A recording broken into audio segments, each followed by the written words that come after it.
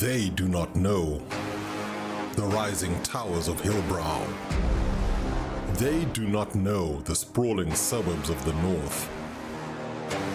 They do not know the sweet sounds of isiXhosa, Afrikaans, Sesotho. They do not know our ways. They do not know our people. They do not know us. We are not waiting for permission. We are not asking to be seen. We are our own region.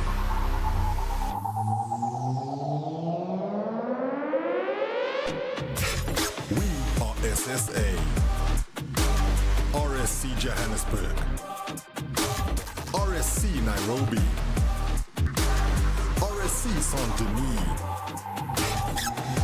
This is not just a league, it is a movement. 4 seasons deep, and we are only just beginning. We train on 200 ping. We grind through blackout. We fight through silence. And we win anyway. This is Sub-Saharan Africa. This is our fight. This is Season 4.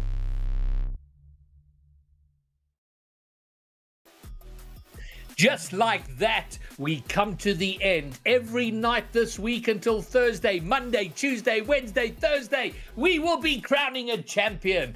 And it is the turn, first up, of the prospect tier. We are going to have ourselves a champion. I'm Greybeard and welcome to the prospect RSC Season 4 play-ins and playoffs. It is going to be a banger. 9 weeks of league play have led us to this moment. That has led us to tonight, and we cannot wait to bring it to you. Welcome to you all. and I'm sure you'll all be streaming in here in droves to catch the final. We have 2 streams going tonight. This is the main stream. We have an alternate stream, which is being run by Dutch_ZA, if you want to watch the action there. More details on that in a moment, but first off, we got to thank our sponsors for making this season possible. As always, our broadcast sponsors, Genesis Extreme, who have lifted the level of RSC broadcast week in and week out, and tonight for the play-ins and playoffs.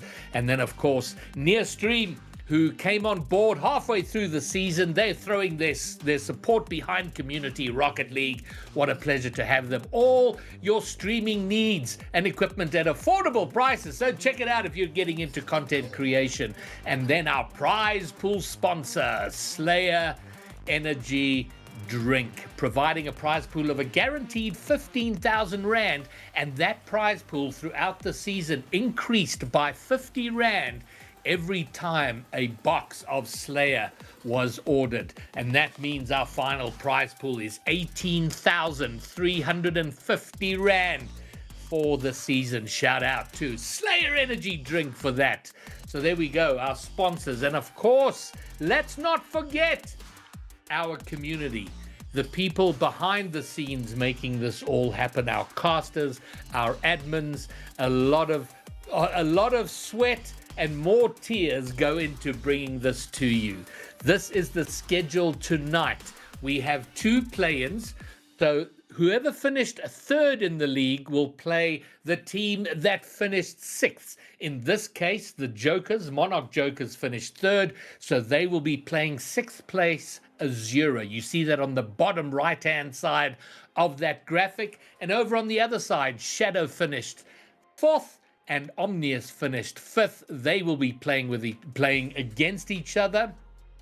And then the winners of those go through to the semi-finals, where Cosmico are waiting and Death Cloud Esport are waiting for the winner of the play-in matches. On the A stream, we are bringing you Monarch versus Azura. And then we will bring the semi-final with Cosmico playing against either Shadow or Omnius Gaming. And talking of our sponsor, Slayer Energy Drink, the new can, the RSC can, is now available. If you ordered a box of GG's Gamer Serum, you should have received it, or it is on its way to you, and I'll be drinking this throughout the night. There we go, shameless plug.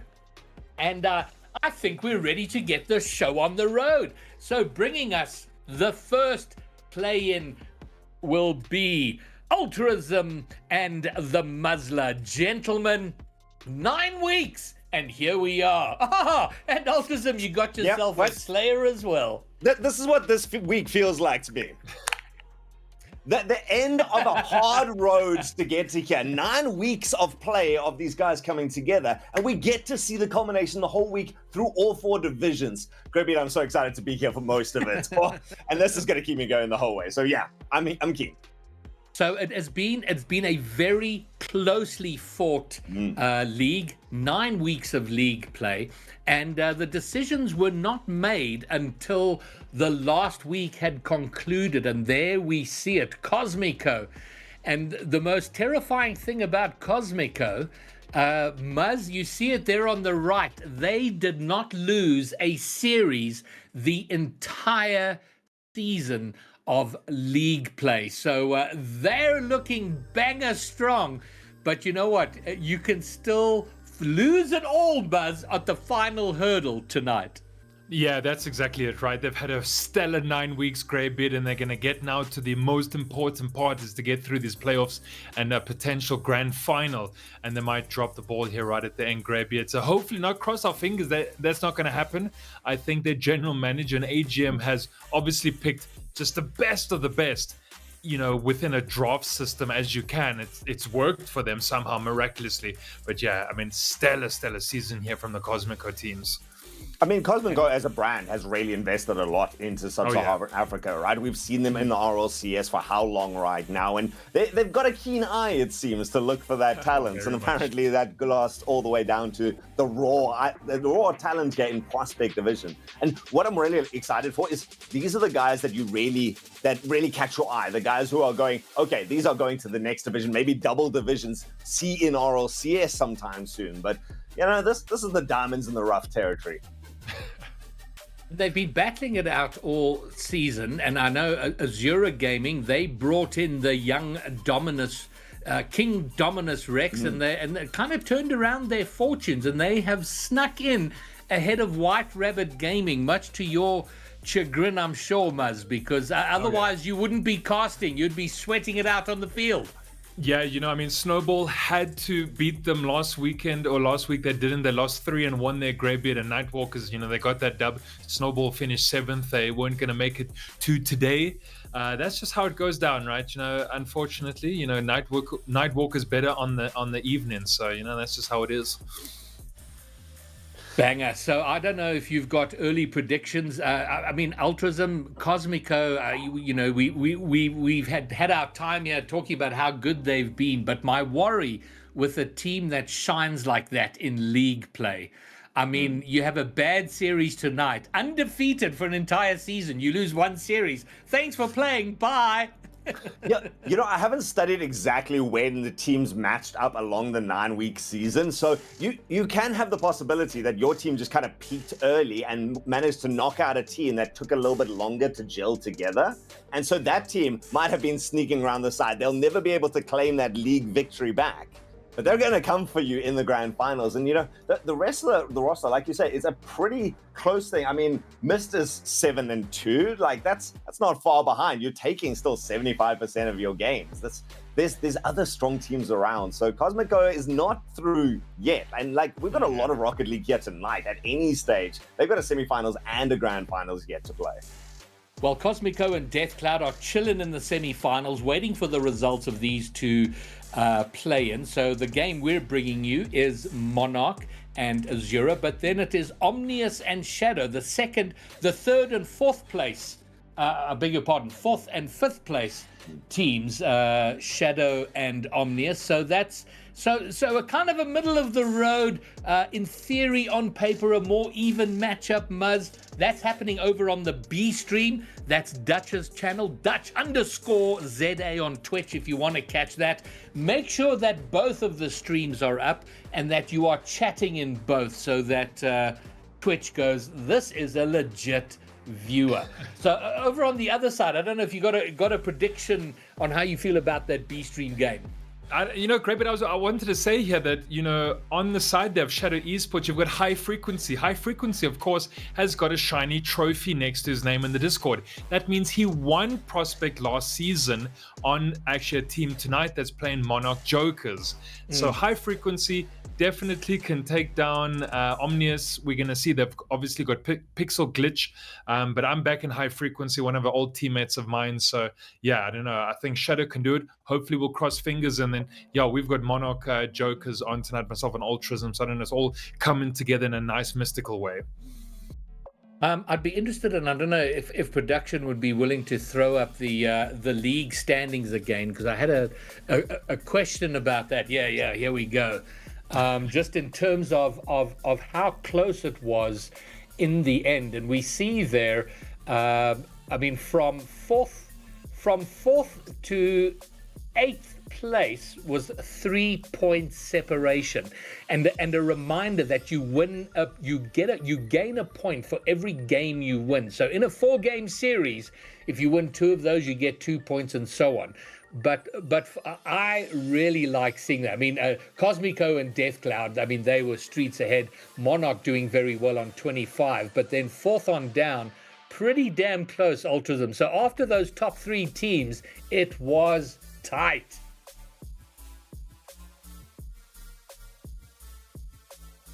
That was for Ultrism.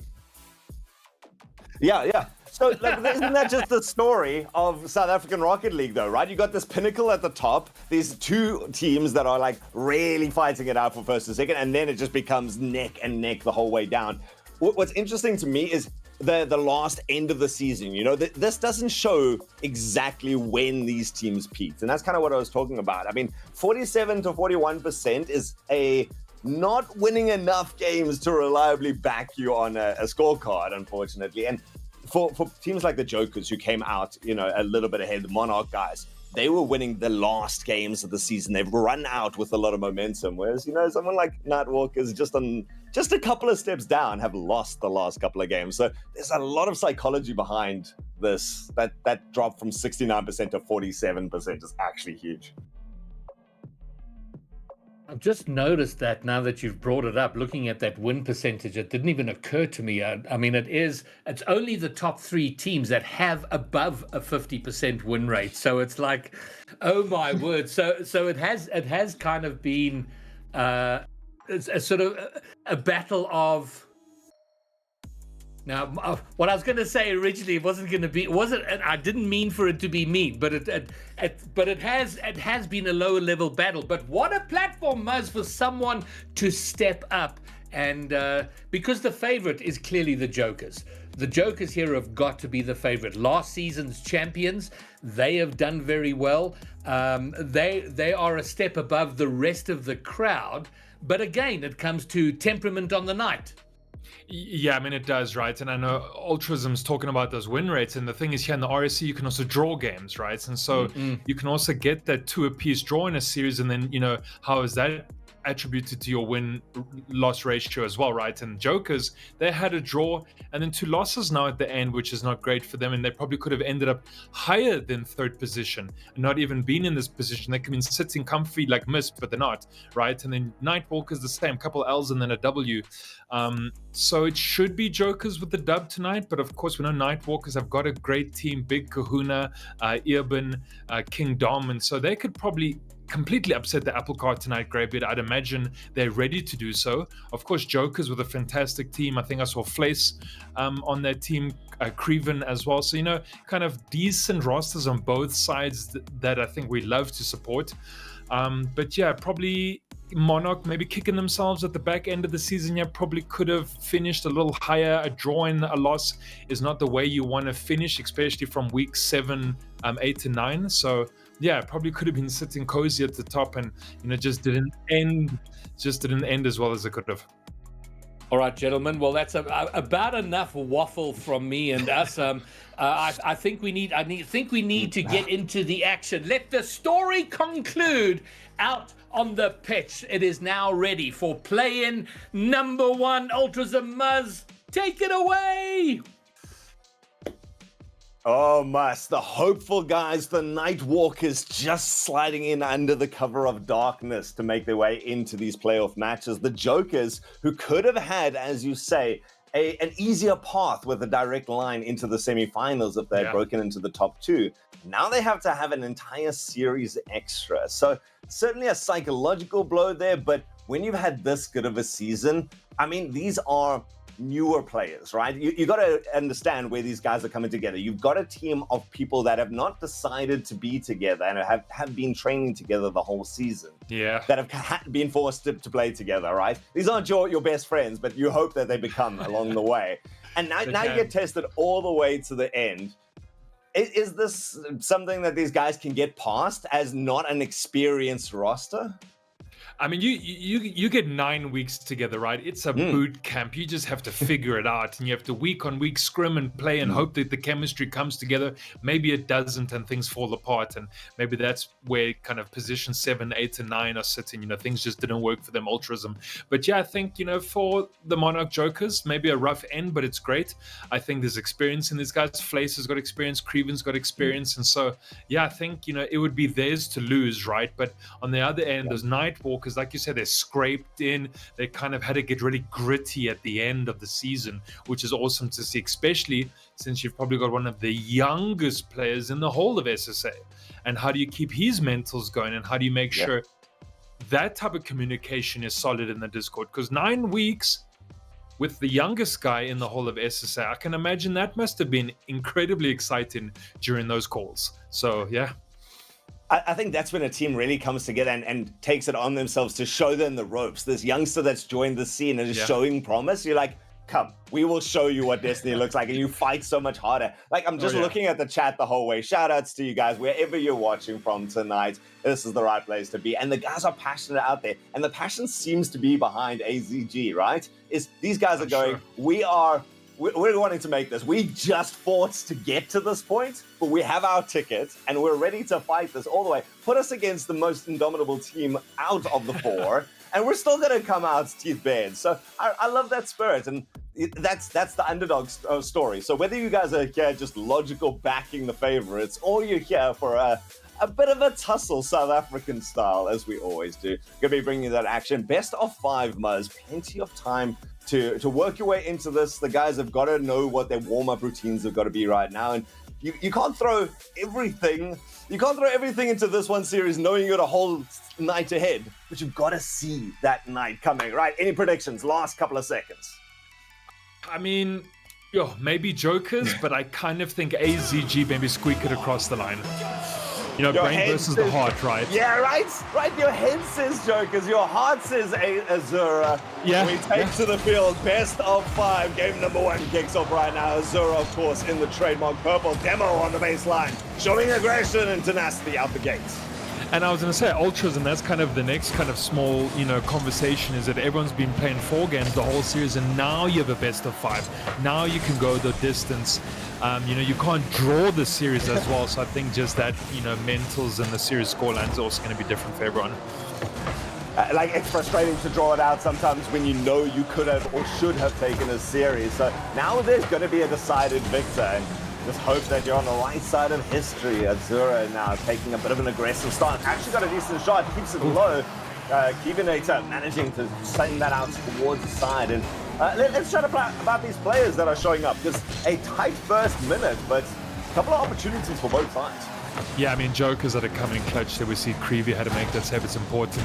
AZG, we know they've come in with the bruised knees and scraped elbows to get you in 6th place. And, Azura has done incredibly well to do so. So they're going to take on the Jokers in a big way. And they already, send in that ball. Goldwood is going to be important for them here. But Big Kahuna, he's coming clutch this whole entire season. Played well with Eoban and King Dom. So, good to see the purple roster doing what they need to do here. Almost an attack they're coming up from Eoban. Creevy again having to make that save so instrumental. We're going to see if he's going to be able to carry that through for the next 3-4 games. I like the aggression coming out from Azura. They're looking to really control the pace, and they set themselves up great position in front here. It was a slow attack onto that bounce of the backboard, but again, time and time again, the attack, and King Dominus Rex eventually breaks through the backboard defense. Look at this, takes it to himself. Nice pass, curves it in right, in the inside post, and Azura, after really controlling the pace for 40 seconds, take a 1-goal lead. Yeah, nice little double he placed himself there. Krivinator, not beating him on that near post as well. Even with the winner on the kickoff there. So that's going to be great for AZG. Big Kahuna's going to hold this down, but already Flace coming in, though, rocking the Golfy as well, like he does standard. I think everyone else has got a Fennec except for Flace as well. Almost squeaking it in that corner there, man. AZG almost picking up a second. You gotta still hold tight. If you're gonna take a goal up, don't give that away with a self goal. And now actually has a lot of work to do. First save is good, 50's even better. Sends it a long way down the field, and Azura once more getting a chance to attack. Monarch yet to really put in anything that's looked devastating or only just by the skin of your teeth, right? Yeah, looks like Shadow's already won game 1 in the B-Stream series there as well. So we spoke about high frequency a little bit, and they've already got the first dub that side. Oh, that was efficient, quick and clean then. Not messing around. Yeah, not messing around. Azura's still got some work to do here. I mean, 2 minutes is plenty of time, but a low-scoring affair. And I don't know, at this stage, Monarch a little bit back to ball. Really nice cut backwards here. Swifty trying to still force it out. And manages to put it towards Ivers in the center. Eva actually charging up afterwards. Monarch break away, but lose control. Let the ball run themselves over. Yeah, I mean, Monarch Jokers, they need to be able to pick up the slack at the moment. Yeah, they just seem to be on the defense a lot of the time. Yeah, as always see kind of how many shots are being laid down by Azura. And so the Jokers, they must not joke around too much because they don't want to lose game one here. And, 90 seconds on our clock. And we see Flacy running up the ball here in that golf. He's trying to bring it around the bend, but Big Kahuna is going to keep that out, followed up by Irban. Nice little interplay between them. And, as long as they're holding the possession game, they can't lose. They don't even have to be able to shoot this. They might be able to, but of course, Creevy's going to keep that out. But you see, again, there's just that game of keep away. Yeah, there's finesse coming out from Azura right now. They're playing a good mental game. They're holding control and changing the pace up again, trying for that pass off the side. Actually, pops it out. The angle is just a little bit bad. But there's this slow, controlled play from Azura, and I've yet to see that temperament yet from Monarch, who seems to, look there, just diving into it and hoping to beat your opponents on late pace. Yeah, and we had to see Flace get into the thick of that one as well. Nice little punt out there from Monarch Jokers as well. Maybe there's a shot coming down. Okay, finally a bit of venom here from Swifty Rocks. Breakaway, the counter-attack is where Monarch, I think, is really going to shine in that pinch. Not intended, but very effective. Gets the space down the field, and nice challenge to go the whole way down there. So in the last minute, we actually do see this even out, and I feel like this is going to be an even series for the most part. Oh man, well, we can't draw here at the late stage of the RSC anymore, and so this potentially can go to OT. We're going to see if that is the case. Nice little pass out. He's going to find King Dominus Rex, who's not on your team, and Big Kahuna sending it out to the corner, and Flace is going to go up to defend that one as well. They have two in the box, though. They have a bit of a double commit on that back post there, but it's fine. Monarch aren't going to concede, and they're going to send this downfield. Swifty, maybe he's going to do it. Oh, okay. Swifty picks up the double. Oh, the little chip shot off the wall, bounce it past one, calls out in chat and gets that space. And unfortunately, Big Ben Kahuna, he had the time, he had the space, but got himself backwards towards it. Not even the backflip attempt. Just lets the ball jump off the roof into the back of the net. But the hopes and dreams of Azura starting to fade as they've only got 17 seconds left. Ball's in the right space though. Can they do it? Yeah, but nice slow start here from Monarch Jokers. Those old cars where you had to wind it up in the front, right? That's the Jokers here tonight. They came in true at the end, and 2-1 victory it's going to look like, unless Azura have something to do with it. Maybe Big Ben Kahuna is going to... this ball is still alive here, Ultras, and so it just has to go down, just has to die. There it is, Monarch Jokers taking game one. Oh, Monarch Jokers. I like what your analogy there. This was not rocket-powered battle cars. This was steam-powered, and let the engine warm up a little bit. So let the throttle out. It was interesting to watch Monarch, because you said it about the midway part. They looked like they were always on the defensive. And Azura was slowing the game down. They were taking some dribble attempts. They were passing nicely between them. So I think Azura's going to feel disappointed that they let game number one go down. And Monarch just pulled it together in a great fashion, I think. Yeah, and that's why they're third, right? Ultrism, just when you need to come in clutch, they can do so, right? And yeah, they didn't start hard off the trot, and AZG had their number, but they came in at the end. We saw the 2 goals coming out from Swifty, 1 assisted from Creevy. Lots of shots coming out from him as well, kind of equal shots left and right. So everyone was definitely taking opportunities, but this is prospect here. It's not always going to go in, a bit of woodwork, bit of saves coming out. So, it's always fun to watch prospect. I think Ultras, and this is kind of, this is entertainment value at its best. There's chaos. That's my favorite part of prospect. There is an underlying level of chaos, and anyone who's ever thought Rocket League looked easy until you picked up a controller or loaded the game will understand the chaos that Rocket League devolves into when you don't have good structure. So that's but then you have a shining moment that comes out when just the 2 or 3 passes link together, everything, the planets align, and the ball goes in. And I feel like Azura was doing that a little bit more, but the counterattack, the pace, that prospect mentality of I'm driving forward with that trigger pulled down and boost tank empty as much as possible. And that's what I feel like Monarch didn't. It worked for the game number one.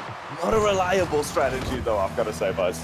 Yeah, just burn down that boost meter. Why not? And let's see what goes down. But, Azura, they definitely can pick up the socks here. They started off well in game one, didn't finish as well as they could. Let's see if they can be able to take the lead once again as well. Flacy controlling that ball on the corner. They're passing out to Preview. Let's see what's going to happen here. King Dom wants to be able to clear that when he does so as well. Goes up a little bit more. Doesn't have too much in the tank to continue the play. Does have Big Ben behind him. And we spoke about how these AZG players are helping King Dom adjust and kind of, get the mentals going there. As Big Kahuna's going to run it all the way upfield, and Krivenator has to clear this one. Nice little pass around the bend though, but nothing going to work out for them. We talk about King Dom being such a youngster in this team. Sure, but he's not inexperienced. He's been playing in the leagues for years, and he's doing such a great job linking in here and working not greedily with the team. You see, he just dives back, knows when it's time to rotate. He's showing great maturity from the youth, and that's what I really am excited for in the Rocket League in South Africa. So keep it up with King Dom, and he might have found some long-term friends that he can work with in future alls along the way. I mean, that's what the dream for. Oh, been taken on from Flacy. The name has been ringing in chat the whole time, and it can ring out again. Monarch up by one. Look at that pass. Look at that touch. Oh man, just a tiny touch of the nose of the golfer there as well, squeaks it over. And Monarch Joker's now finally leading, at least in a game, and game two nonetheless. So it's going to be important. Maybe from the kickoff it's going to work out as well. Swifty Rocks, though, who scored the 2 in game one. Maybe he's looking to get on the leaderboard here in game 2 as well. But yeah, Monarch Joker's take this early lead. Early lead. We've seen Azura try and defend for a long time and get complacent. Monarch's now got a long time that they have to defend this very narrow margin. So let's see if they decide to rest on their laurels. They go forwards. So for now, TV on the charge. Still going to stick around and make a second attempt. Ball squeaks out towards the center. Flacy, what miraculous things can you find off a wall? Nothing coming out of it, and ball goes loose once more. You spoke about prospect, you spoke about the chaos. Listen, if Flace had hit that shot, I would be going buck wild here as well. But, he didn't, so that's okay nonetheless. And he's looking for a little bit more as well. You can see Flace actually taking the charge. There's a loose ball. Okay, Joker's not going to be able to pick up on the loose ball. Almost a great opportunity for them. King Dom running it down that side as well. The save coming out there off of that back post. Krivenator seems to just be excellent at the back. He's the big man in the third position, making sure they will not concede. Gives freedom to King Dominus Rex and Krivy to just let loose a little bit, challenge that front line, or at least, Irby to challenge that front line. So I like it. Right now, what's interesting is that Flacy has been charging forwards, right, constantly, and he's now got to worry about how well Azura's taking this ball to the air. I haven't seen a lot out of Monarch. I mean, once more on the backboard, actually finds it down to save. It saves it to the right.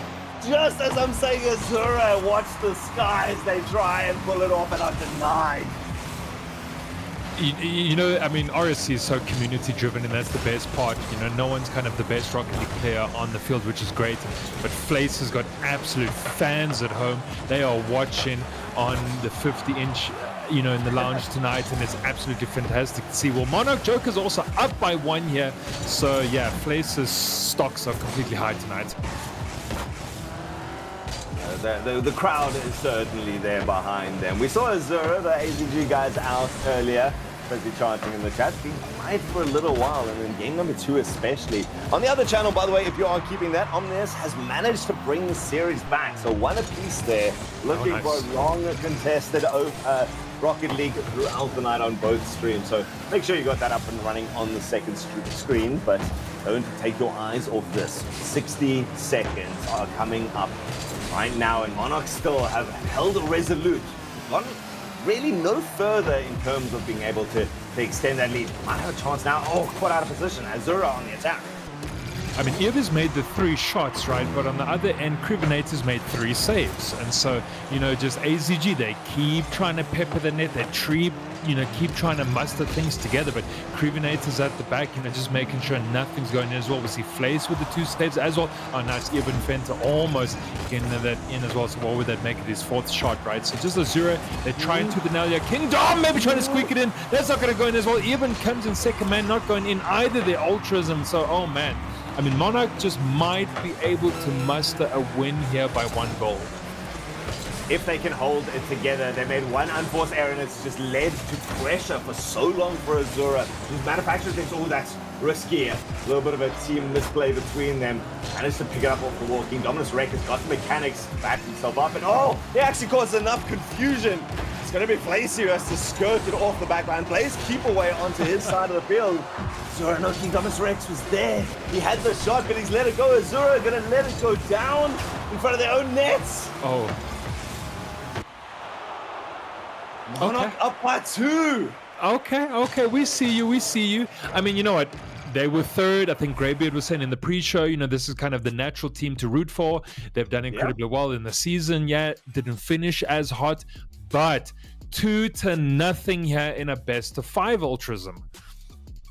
It feels weird. Like the note of surprise in my voice that Monarch Jokers is up right now when the entire intro was, look at the rest of their season. They should be sitting in top 2 if they had pulled it through for those last 2 games. They were coming in as the clear favorites, but it feels to me like AZG is just playing really well. I mean, there were a couple of little shots that hit at least 2 posts and a defender to avoid the back of the nets. Monarch is playing all in, like fast-paced, bullying style of Rocket League. Azura's got finesse, and right now they're just not getting out of the way of the ball. I mean, do we just want to highlight the fact that Azura took 11 shots to 2? 11 shots to 2. That ratio is stupid, Ultrism. Like, they shot, and then they shot, and then they shot some more, and then they said, hey, would you like to take a shot as well? It's like, yes, please, I would love to take a shot. And out of 11 shots, they couldn't frickin' score, man. What are we doing? Okay. I can imagine you sitting at home, you're supporting Azura, and you're frustrated. Yeah. I mean, you lose game number 1 when you had the control and the lead for, 4 minutes of it? You now come into game number 2, you try your damnedest, and you still don't come out. And then you come with miraculous plays like Flacy and his redirect from half court. I don't know. I need a confirmation from production right now. How much are we able to lose our minds when these guys... I mean, Flacy, again, trying shenanigans, if nothing else, in the center of the field. When he pulls off these things, when it comes out right, and wins them the series, I am losing my mind. I'm warning you, production. Just... whew. Okay, that's fine. Desolation's at home. He's ready. Mike Gain's going to blast and go crazy. We're going to scream. That's fine. Game 3, ladies and gents. Monarch taking on Azura. If you've just joined us, it's going to be an absolute humdinger. Of course, Joker's up by 2 already in the series score. So, yeah, it's fantastic there. King Dom not able to get a touch onto that one. But EOB's running it up. Fizz has got no beans in the tank left over. And, of course, Flace is going to be there with the catch as well. Usually, Crivinator's at the back. He's had stellar saves the whole night long. Swifty rocks his had his share of the booty as well tonight, so we're going to see what Swifty can do here in game 3 as well. Nice little layoff to Flacy though, but Swifty in the way. Whoa, what Swifty? Swifty with the read. Oh, had the read, doesn't get the connection. Backed up though. Well done by Creevy. Takes it deep and Dominus plays it off his own post, skirting it past the cloud of smoke and has to get up to this quickly, trying to challenge. Flacy pops towards the center. No one gonna follow that from Monarch though. Gives the space away and Big Ben Kahuna takes the field. Oh, it's been lost in the center and everyone thought it was safe. They went for boost. Creevy snipes us, the waiting hunter. Oh man, and does it with like a third of boost as well. Gets it over everyone. Nice little challenge there early. Gets it, and yeah, you know, this has been kind of the story of Joker's tonight. Win by 1, it doesn't matter. We're gonna squeak it in somehow. And so there we go. Crevinator all the way from defense into offense. Flacy down that left hand side as well. Beats out Big Kahuna. Okay, but they're precariously over the AZG goal face there as well. And yeah, Jokers, they've found their form tonight. Swifty looking for that bump and demo as well. Okay, fine, we see you, Flacy. Flacy with the shot, Swifty on the back line. Look at that, Kingdominus Rex one there, and then the second shot, Creevy also. They throw all 3 into that, remove all obstacles. We back Flacy in the air, gets the touch they need. Monarch, their biggest lead in the series so far, and it's on max series points. The most, okay, but there we go. Big Bang Kahuna finds that near post, and yeah, that lead shrinking slowly, Ultrism. Azura have fought tooth and nail to get ya. They are not giving this up in a sweep if they can help it. They were denied goals for the last 7 minutes at least. And now they finally break that deadlock. Ooh, pressure immediately the other way. Dominus curves around nicely. Presence of Mind head back towards his own backboard. Does make connection, at least enough to get it past 2. And he's got teammates now. Both of them dive into the aggression. They're wanting to take this, but they've got 3 minutes left. Plenty of time to work with us. Plenty of time to string things together here. It doesn't start with FlaceHev in the position game. You got to get it out to King Dom or anyone on the field. Big, Kahuna, and EOB. Maybe this is going to work as well. It's going to go straight across the face of those Jokers goal. And you want to start with the position game. You want to try and find Big Kahuna. There's a good passing play. Maybe chances for the redirect as well. But just this active defense here coming up from Jokers, it's really good. And Flacey sends the long cannon downfield. Has to get caught by EOB. And yeah, definitely dangerous waters you are swimming in, and I don't know what Nightwalkers would be in the ocean, maybe like a kraken or something, I'm not too sure. And but you're down by 1, you need to find that equalizer here, but not when Krieve is taking the shot as well. No second man though to back him up. I've been loving Azura's composure and attacking with earlier games, but now they're showing real skill in defense. They're guarding their backboard well, they're putting the pressure to get that consistent mileage down the length of the field and win 50 by 50, whether they got boost or not. They're in the attack. Dominus Rex with a good 50, back down towards the center. They got a bit of space here. It's going to be a long charge. Early had the line, but the miscommunication. Kahuna takes it on himself. Now what can he do with it? Early's cleared the line instead. The shot scraped off the line by Monarch. They hold their goal lead. Oh man, absolute brick wall at the back is Monarch Jokers as well. Stellar stuff coming up from them as well. Creevy into the corner. They're still holding on to position. Emia Swifty. We want to see some big teeth come out here in this very important game for them as well. Everyone's missing that one. EOB, Flacey missed, double miss, and Swifty looking for the shot on the near post, so kept out there. Maybe just the defense being very strong here for Azura. Flacey driving all the way down. He's fighting Big Ben Kahuna on that one as well. Maybe slow play coming out there. Nice challenge there from Flacey. Just absolute composure on that back post. Love that. Slowed it down, read the situation, and made the movement when necessary. That's really good awareness. And in the last minute, that's the hardest thing. Double jump! There's a they said they're flying, and somehow no one finishes it off. Is that the mercy, the grace that Azura needed? They got the counter attack now. Gonna get a nice power shot in. Deflected towards the side, but straight back into the waiting arms. King Dominus wrecked now, up past 1, tries for the flick over, but Flacey, of course it's Flacey, into the attack. He charges forward, even gets the second touch.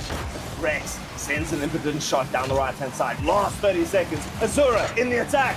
They've got the shot, top corner, on the right, and finally links together and in the hands of Big Ben Kahuna. But it's Azura, AZG, all in the play. Well, it's, Big Ben Kahuna Matata. It means no worries. And he's telling his team not to worry right now, Ultrazm, because they've squared it up. And this is it. It's going to go down to the wire here. Good pick up there from King Dom. But the nice pinch coming out there from Crevenator. Let's see. Can the Jokers clear their up? Can they win on match point as well? This is a bit of a loose one. That's a little bit precarious here. If you are Azura, Flace, he's not going to get beaten by Earban. They're going to force the OT. Yeah, it's going to go down to the golden goal. Unless one more player does it, though. It's going to go down. OT, baby! Oh, the difference in what is on the line here for these two teams is huge. Azura fighting for their lives. If Monarch lose this, oh no, we got a game number 4 with 1 in the bag. It's not too much to worry about. Azura, though, it's crack showing, but they finally find that all they need is a second, and it's a snipe from Big Ben.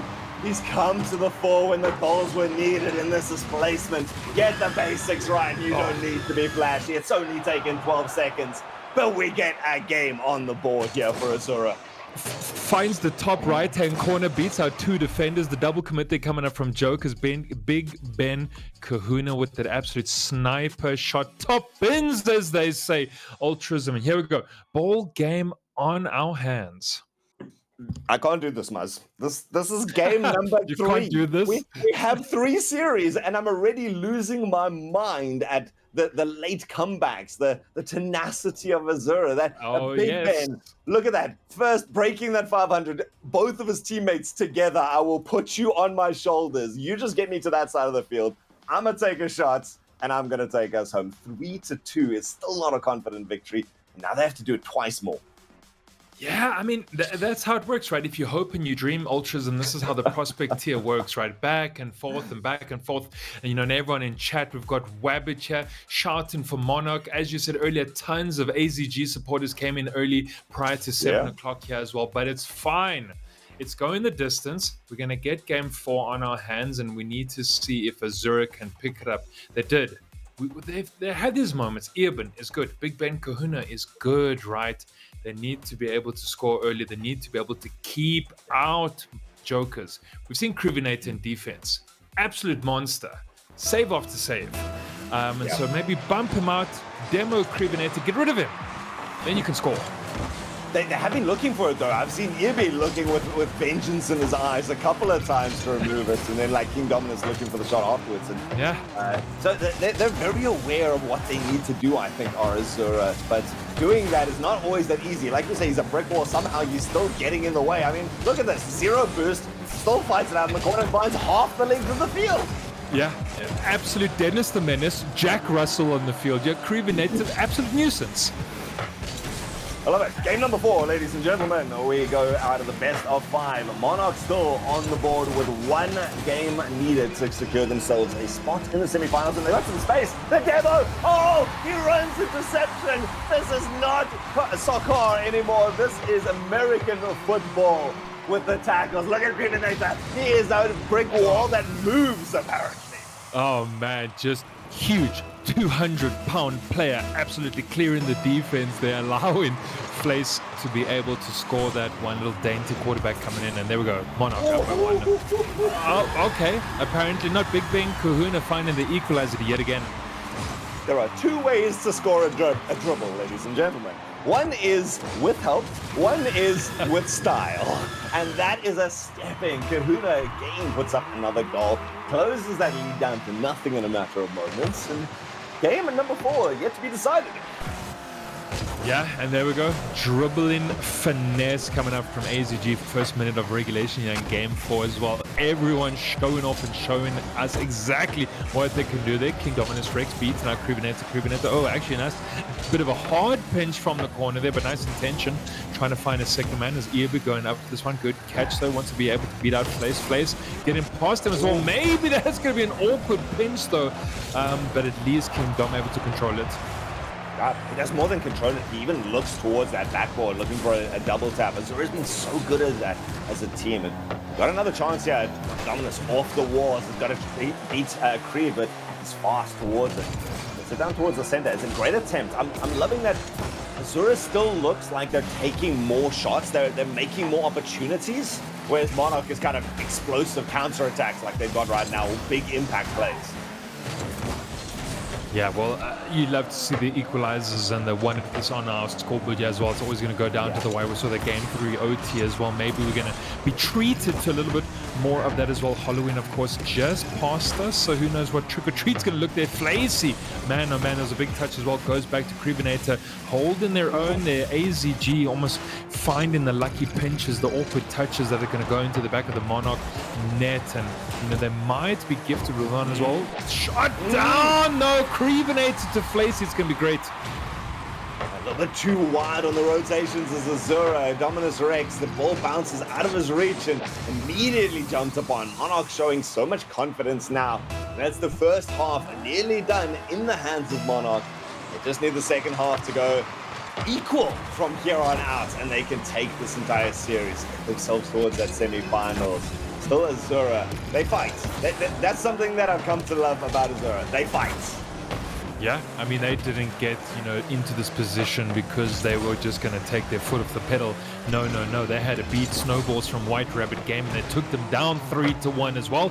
Ultrism, you know, they meant business last week, and so they definitely mean business here against the Monarch Joke as well. They do need one more goal here. Irby going to set it up as well, but cut out there by Swifty, who we haven't kind of mentioned too much here in the back half of the series as well. Started off incredibly well, but now kind of just taken a bit of a more chilled position, at least, you know, when you're behind players like Flacy and Creevy, and Big Ben Kahuna almost setting that one up. Yeah, Swifty seems to have actually taken up that third man position out here from Creevy. Oh, beats it on the near post!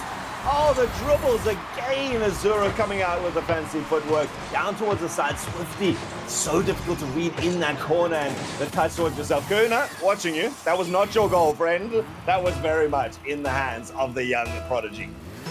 You know, we get goal steal or goal secure, right? So that was a goal secure. It doesn't matter how it went in Ultrism. It did. And we're back. Azura in this. Azura in this. Just under 2 minutes to go. More twists in the tail.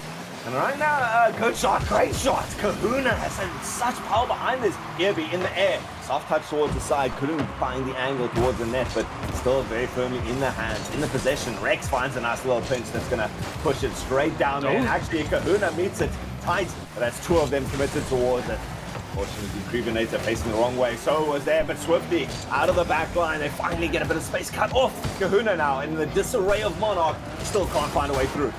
Oh man, and so incredibly close there for Azura as well. Nice little touch by ERB. Is going to get a favorable bounce though, but Flacy gets up to that one, has to make the save as well. Out to King Dominus Rex, not going to find anyone though, but at least made that pass infield, goes all the way out to Crevenator. Big Ben Kahuna patiently waiting. Once they get the second touch, not going to find the pinch off the side of the wall though. Out to Flacy, touched by Irban. Gets that wall, actually beats out Warner with that play. I think he stole 100 there as well. Gets it to the corner, and AZG looking to do something here. King Dominus Rex goes up for that shot though, gets kept up. Swifty has to play this one all the way upfield, gets back there, doesn't nab the 100 though, bit of a bounce there, and bump from his own teammate Big Ben Kahuna. AZG, don't get nervy now, just be cool and calm and collected. You can score a third. A nice touch from Big Ben, not going to find anyone on the other side though. Goes straight to Creepy. That's the word of the day, nervy. How much can Azura hold this together? We've seen them double commit. We've seen them rush a couple of players. And for a team that relies so much on synergy, one little misstep can set them completely a kilter. Now they have to face, in the dying seconds of this game 4, one more attack. Push it towards the corner, take it to the overtime, play it safe, get it back to neutral. And one goal now takes us to either the dreamed of game number 5, which secures it right now for Monarch to put themselves in the semi-finals. One goal, one moment, and 2 misses in a row. Absolute scary moment here. You got to OT if you are Monarch. You can absolutely win this thing, or you can force a game 5 if you are Nightwalkers. And Big Ben Kahuna driving up that left-hand flank there as well. It's going to go straight to Creevy, though. It's going to be squeaky bum time for one of these teams as well, round the bend. Crevenator has to deal with it as well. Maybe it's going to go in. It's not going to go in as well. You can't sink that one. Swifty doesn't get the follow-up either. And that could have been a Joker's dub. I think I need to see the replay. I think that was Azura. I missed which player it was that actually saved it off their own crossbar. If that's exactly the planned play, that takes some kahunas right there. And right now, Azura, they've gotten themselves a space. Lofted shot, Creevy sends it up high. Swifty to the challenge. Ooh, awkward bounce. It's all up to Flacy. How far can you carry it? Drops it down. 2 players rushing for it. Kahuna, he's got King Dominus Rex in the center. The pass goes through. He's drawn out 2. They've got one more. Where is Evie lurking? He's there. He's beaten. King Dominus Rex still maintains possession. Gives it away. It's frenzied. It breaks apart. I thought maybe if Flacy got that bump play, then it would have just gone straight in though, but he kind of gets past 2, gets a touch on it. It's a bit awkward there for Jokers as well. So, you know, back and forth, the game's going to go. Your Ultras and everyone seems to kind of have their flashes in the pan. Maybe this is going to be good. Maybe it's going to go in for Swifty Rocks. Would have been great if we started the series and ended the series. That would have been poetic, but it goes to Big Ben Kahuna. Sends it downfield. Swifty's going to be there as well. Oh, okay! There it is! Ultrasm! Big Ben Kahuna does it, forces us to game 5. When Azura has needed the goals, it's been Big Ben Kahuna who has stepped up, MVP of the Nightwalkers, game after game. He only picks up 1 now. He'll be the silent executioner in the background, understated, but the points tell the story. Big Ben Kahuna, 2 goals through that. 0 assists coming from the Azura side. They just have to take their moments when they see them, and Demos are balanced to back it up there. What a performance. What a game number 5. And I don't know, Buzz. Okay, there's something about the comment I made earlier about Flacy getting that pivotal goal that's just ringing like prophecy right now for game number 5. I don't know. This is going to be dramatic. Yeah. I mean, well, you know, there's 2 players on the pitch, right? It's either Big Ben Kahuna comes in clutch and he wins game 5, or we see number 1 Flaciol. He's got the champion Burvos, obviously. they're gonna win. So it's difficult to say here, Ultrism, because both these players can come in and have their big moments, when they're fed decent ball. Big Ben, Kahuna, we've seen some decent sniper shots, the big bazookas. Flacy, couple redirects, couple bumping plays when it counts, it depends. It's gonna go down to the wire. I don't think it's going to be a simple game 5. We haven't seen a simple series from both these teams. And so, edge of the seat stuff. It's amazing to see the contrast of styles as we take to Champions Field. Game number 5 here in the Prospect playoffs. We have playoff number 2 currently going on the other side in the B stream. Obscurity won that series 3-1. Right now we're going the distance. And Azura, the finesse players who require a lot more synergy and therefore have more steps to go wrong versus the powerhouse, the brute force muscle of the Monarch Jokers. They're not here to play around. They've given up a 2-game lead to get to this point as Azura, fighting as they always do, have managed to clinch themselves one more chance. 5 more minutes to decide the series.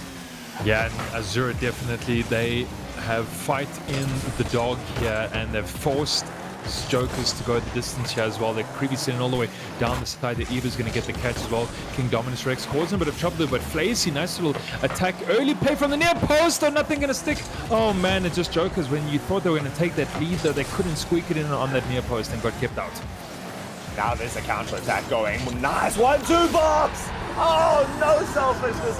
Ibi finally gets his moment to shine, gets the goal through their hands off and cuts it short. No way for Flacy to read when that pass was coming through. And Azura executed perfectly. These goals come out of nowhere, Muzz, and that's why this game has been so exciting. Yeah, and I think that kind of sums up Prospect as well, right? You never know how it's going to go down. It's always going to be something that's going to surprise all 6 players and 2 casters on the field. And so, yeah, Irban Fenta, I don't think he scored the whole entire night. And then when it comes in, the most important game, he's able to do so.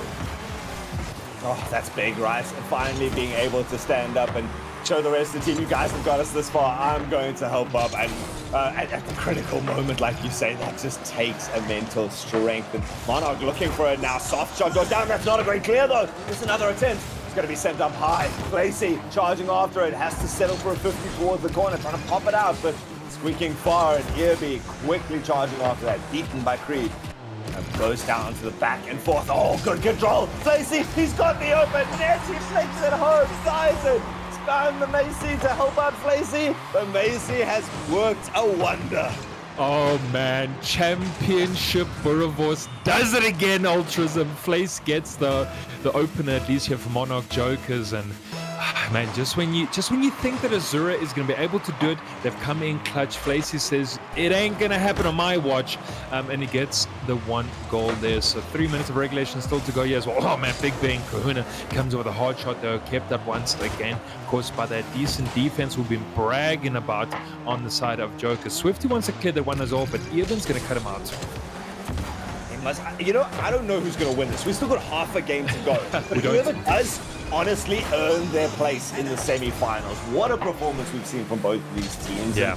Really deadlocked. So going to be a good ambassador to go and fight it on further. Right now, Flacy, though, he's done so much. He can't get out the corner. Gets a bit of an awkward check there. Second one now commits the third. Man, he's missed it. And there's a charge forward.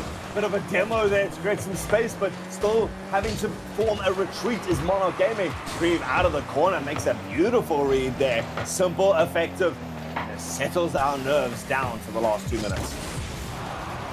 I mean, maybe, yeah, have our nerves settled down? Have the players' nerves settled down? I'm not too sure. I think everyone's firing on all cylinders at the moment here. Irvin trying to wrap it around the corner, try to get the fancy footwork going as well. Still fighting King Dominus Rex, looking for a little bit more. Not going to find Big Ben Kahuna, though, and Crevenator, using that opportunity of kind of,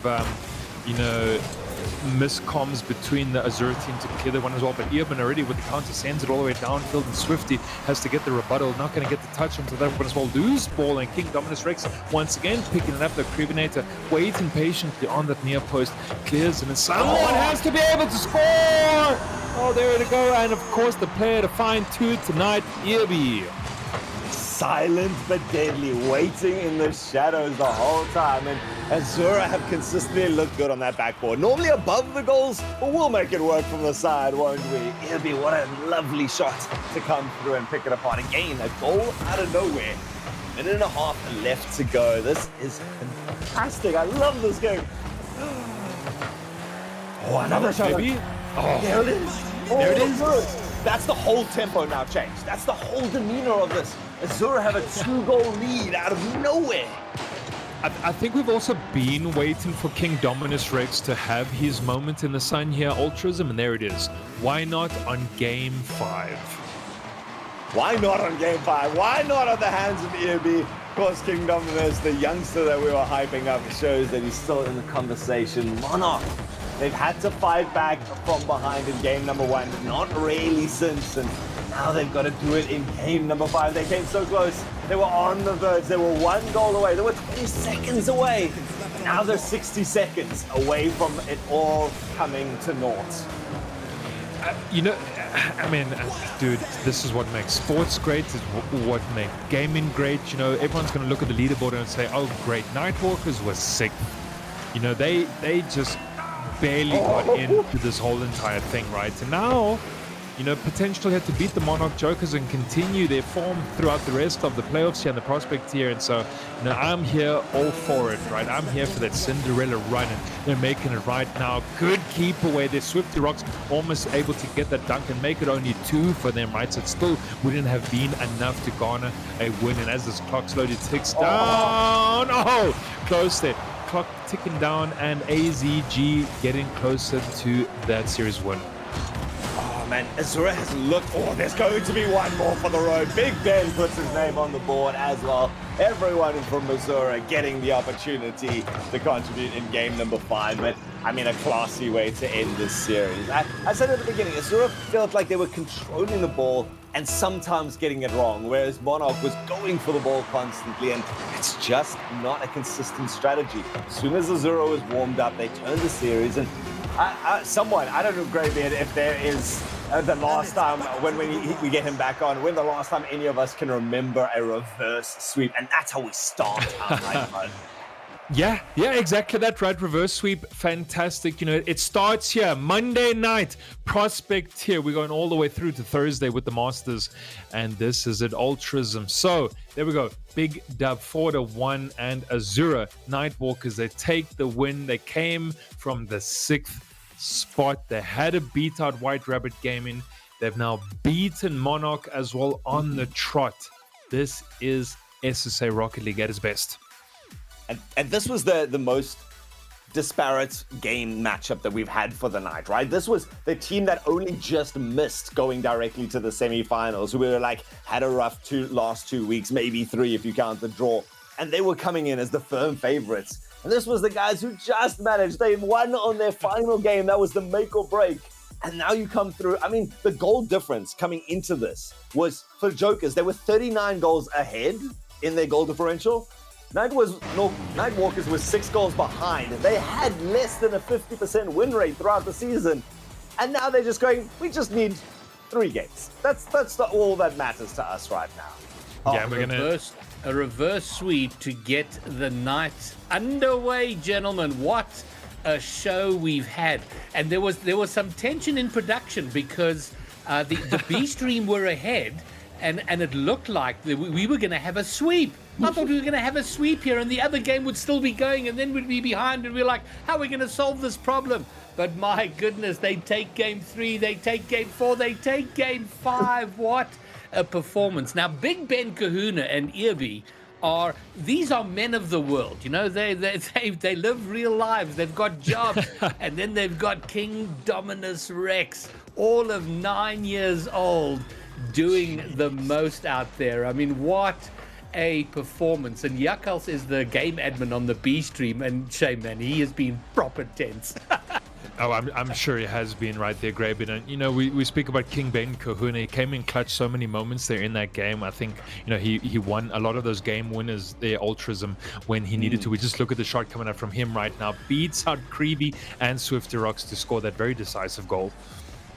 I mean, that's the thing is that everyone was scoring the goals. I'm so glad EB got in the end of the last couple in game number 5 because they all did well. And geez, Greybeard, I'm sorry, I'm stammering because I still can't believe it. 9 years old. There's a digit missing there, actually. And like, if I'm not mistaken, please correct me if I'm wrong. That's Yakul's kid.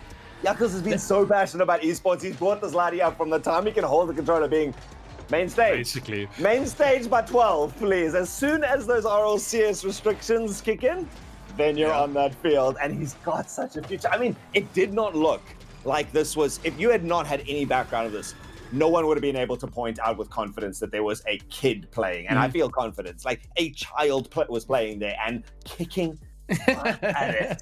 Hells yes. And just to make you feel a little bit older, Ultra. Oh, do it, please. King Dominus Rex is younger than Rocket League, so.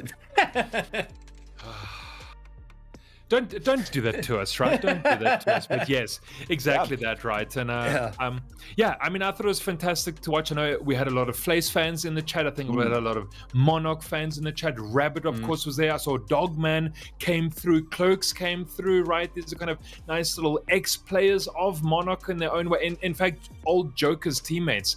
And so, you know, it just, to get that reverse sweep, Greybeard, it doesn't happen often, and AZG, we probably didn't expect them to do it, but they did it. Well, they've got a big job ahead of them because they will go and meet Deathcloud Esport, the number two team out of league play. So they've climbed. They didn't climb a mountain to win it, but they climbed a very, very steep hill. But now the mountain lays before them. Irby, Big Ben, Kahuna, and King Dominus Rex will go up against Deathcloud Esport. That is going to be on the B stream. Here on the A stream, we're going to bring the other semi-final, which is going to be Cosmico up against the winners of the other play-ins, which was Shadow. So Muzz, you got your you got your wish there. The high frequency coming through, making it through to the semis. Yay, high frequency. There we go. GG's lad. GG's. All right, gentlemen. Well, thank you. Banger job. You got to preside over a fantastic series.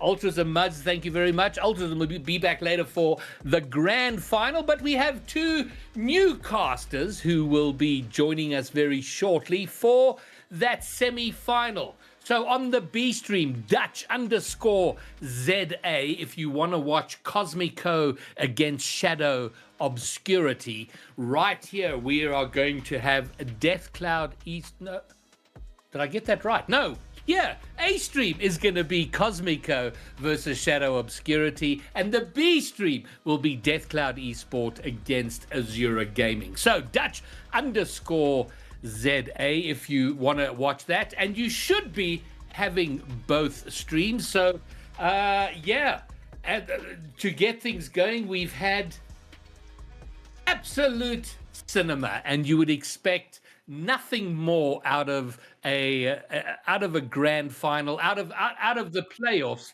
of season 4. So bringing us the semi-final, our casting duo is going to be Borky and Lebromio, gentlemen. So Muzz and Ultrazum brought us a banger. It is incumbent upon the 2 of you to bring us something that's even more banger, Bromio.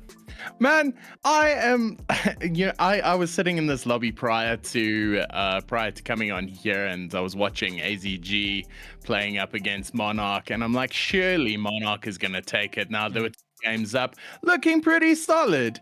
And next thing you know, we're staring down the barrel of Game 5. AZG is busy winning hearts and minds, and here we are in a semi-final with things far less certain than what they earlier appeared. Monarch out. Yeah, last year's champions, let's not forget. So and they had their alma mater in the chat cheering them on, and it did look all but certain, Borky, until it wasn't. Yeah, I mean, that's just what Rocket League is. It's any given day. You never know how the ball is going to fall. AZG just happened to find whatever they had left reserved in that tank, and, well, it's going to be an upset for the Bucks, and they definitely have the potential to make a run if they're going to continue playing like that. All right. Well, let's turn our attention now to the semi-final. We have Cosmico, a terrifying team. They had 1 draw and 0 losses the entire league play. I mean that Bromeo. Have we had a record like that? I mean, that's got to be up minimally top 3 of all of RSC and SSA.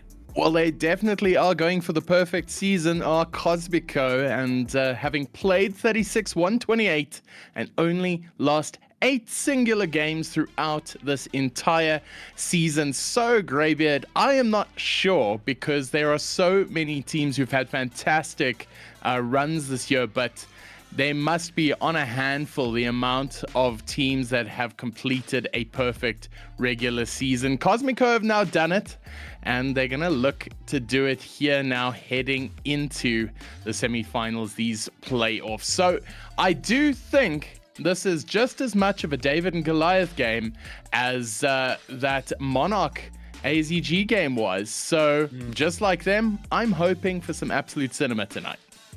Well, there were 6 teams at the start remaining in the prospect tier. There are now only 4. Gents, I'm going to hand this over to you. Bring us that banger in this semi-final. The Bromeo, Borky, over to you. Oh, and thank you very much, Greybeard. We have a tough act here to follow, Bromeo, but I have a deep feeling in my gut this one's going to be just as cinematic. We're now heading over to the best of 7 format here. So, I mean, if it does go to distance, that's 7 games of Rocket League we have to watch. And one thing that I'm going to be a little bit more curious about here is for Obscurity, they just played. So they had their warm-up. They're not coming into this game cooled off as Cosmico is. So does that give them a little bit of an edge?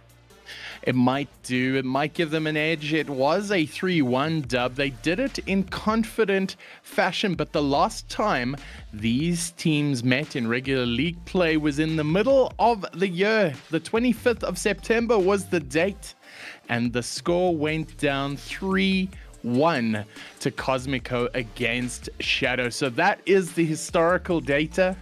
And will it prove any different this time around? We certainly hope so. We've seen enough cinema for tonight.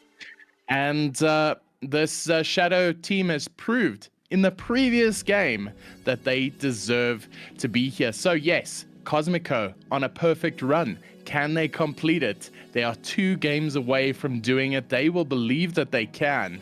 But on the other hand, Shadow, coming from nothing, are now seeking to take everything, Borky. Yeah, I know, and that's one thing that you also have to wonder is when you're having that perfect season, is that an additional stress factor? You don't know what it's like to lose, and you definitely don't want to do it when it matters the most, especially in the semis. Because yes, top 4 is good, but with a team that's played so well this season, I mean, the only exception that they would have is first place. So I think it's gonna. I feel like if Obscurity come into this game and they start throwing the punches first, I think Cosmico might have a long best of 7 ahead of them. Well, they might do indeed. It is a game that is going to favor Cosmico, no doubt. They're going to go onto this field heavily confident that they can take it all the way. But now, Shadow, free from the burden of responsibility, free from the pressure to prove themselves, they can do it now. So it's Cosmico in the purple, it's Shadow in the red, and it is go time. Ooh, game number 1, finally here in playoffs. It took us 9 weeks to get to this point. Everything that's culminated over the entirety of the season is now needing to be left out here onto the pitch. And of course, it's prospect, so you never really know what to expect. We'll see Shadow here getting some good pressure as these first 30 seconds open up here in game 1. Ooh, early shot coming in by Cosmico, trying to fend it in here, faked in, but Joe Soap, absolutely unfakeable, tries to get it out here, and it is now Cat Lover 886 playing it straight in. And I think started the season as I Love Kitties. So there is definitely a central theme being applied to that player over there. but it will not matter. Both teams here to win. Shot coming in, fended away there. It's looking dangerous. Cat Lover trying to play it in, but High Frequency marshalling it out of there. Ooh, just a couple good looks there for Cosmico off rip. They can thank the woodwork there on Obscurity for some of the assists. Bruv up for this one. It's going to go a little too high above the net, so a shot won't come in. It allows Joesoap to collect us here, trying to force us down the left side of the pitch. Big demo comes in, but Skipty's still here behind this ball, looking for 50 against Bruv. Not going to find it, but still just floating here a little bit longer than Cosmico might like, until eventually Cat Lover does get us a big clearance. Big clear indeed, forcing its way all the way back into the shadow corner. But Skippy playing it down the middle, only one defender. Cat Lover making sure it doesn't go in. And that is brave defense flicked up. The pass is good, but read well by the shadow defense. Effectively shadowing, you might say. Sorry, that was an awful joke. I will not say that again. But this time, bruv, the GM, the AGM for Cosmico, playing for his team today. Can he make a difference? Nothing so far as we're approaching the halfway point of this game. Scores are still 0-0. And you spoke about Bruv, and he's been so vocal about this Cosmico roster and what they're capable of. And I mean, they've showed it the entirety of this season. Even in week 9, when things looked a little bit dicey in their matchup, Bruv was that key factor that stepped up huge for his team. So he's going to be looking to continue that here into the playoffs. Right now, though, we are halfway through this game, and it still remains a deadlock. 0-0 is that score line. High Frequency has to beat up Bruv there. Does that well. Takes us up here off the right-hand side wall, trying to get that infield. Cat Lover, though, great clearance. And it's up here to Skippy, who gets an awkward touch. Cat Lover's there, but Joesoap will bail him out, and we remain still without a score. Oh man, this is turning into a semi-final indeed. Berserker taking possession up the side wall, met by Skippy though. Played straight down the center. Cat Lover's got a free shot in. It's shooting down the middle. Skippy with the save. And just like that, fortunes can change. Possession has changed. High Frequency putting the pass in. Skippy taking the shot. It's wide though. Really admire this Shadow defense that we've seen here as well. I mean, Shadow is one of the higher teams conceding goals this season across the prospect tier. So the fact that they're able to hold their own here, and they've really stepped up as Joesoap tries to find an angle around. Berserker gets a huge demo that allows some of this pressure to be alleviated. A quick counter, but still, this great wall of Shadow just hasn't faltered. I might jinx them, as Bruv and Cat Lover were both screaming in for a shot, but yet nobody seems to be able to connect yet. Well, here we go, shot coming in. High Frequency, it's going to go wide though. Joesoap couldn't go on the end of that in time, and it's going to hit the crossbar. And Skippy, last line of defense here. Shots coming in. Joesoap fended away.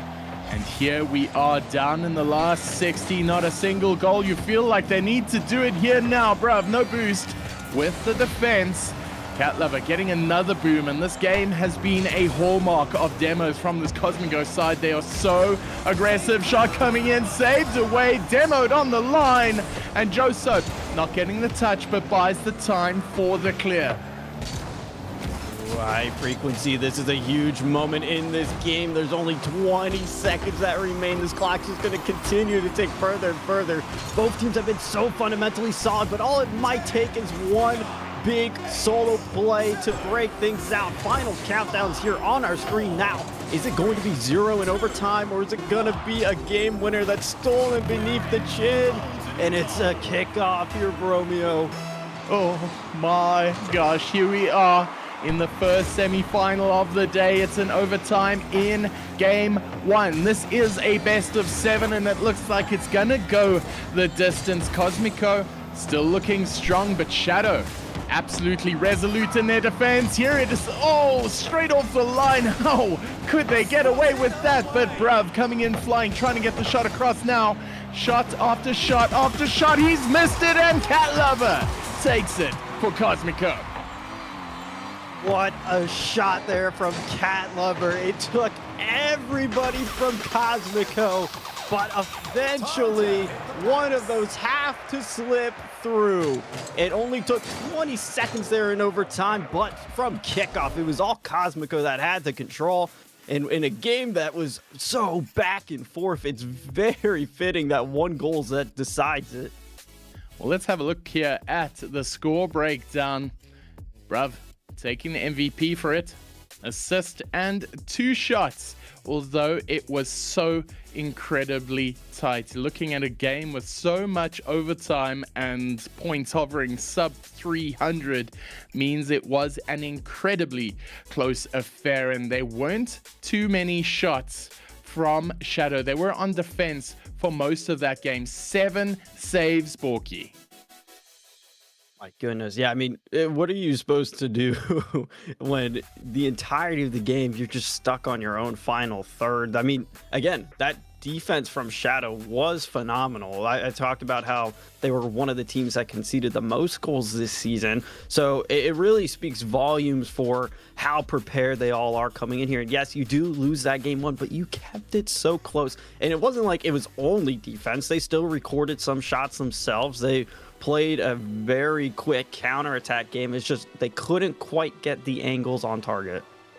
Couldn't quite get it there, and ultimately a lot closer than we would have thought. So now heading into this game, number 2 Shadow have started to show what they are capable of, but they need to launch a bit on the attack. They need to start doing some of their own demos, but not like this, straight off the crossbar. The attack begins for Cosmico off the ceiling, but cleared out of there. Missed the clear, bruv, within the shot. Berserker coming in screaming. He takes the shot, but fended away. But that looked very eerily similar to how that overtime played out. I mean, it's still here on this side of the field. Shadow had just a moment to catch their breaths before Cosmico forced it right back in front of them. Big touch there. Cat Lover will be denied by Skippies, who had a really crucial touch to the corner because a quick shot was going to come on. Here comes one that's water falling down. The Cat Lover can't connect it on target. Not quite there, but just about here. Saved away. Absolute certain goal denied on the goal line. And I'm pretty sure more than half of that ball was covered by that goal line. VAR will need to have a check at that one. But right now, Shadow surviving a lot longer than they have right to.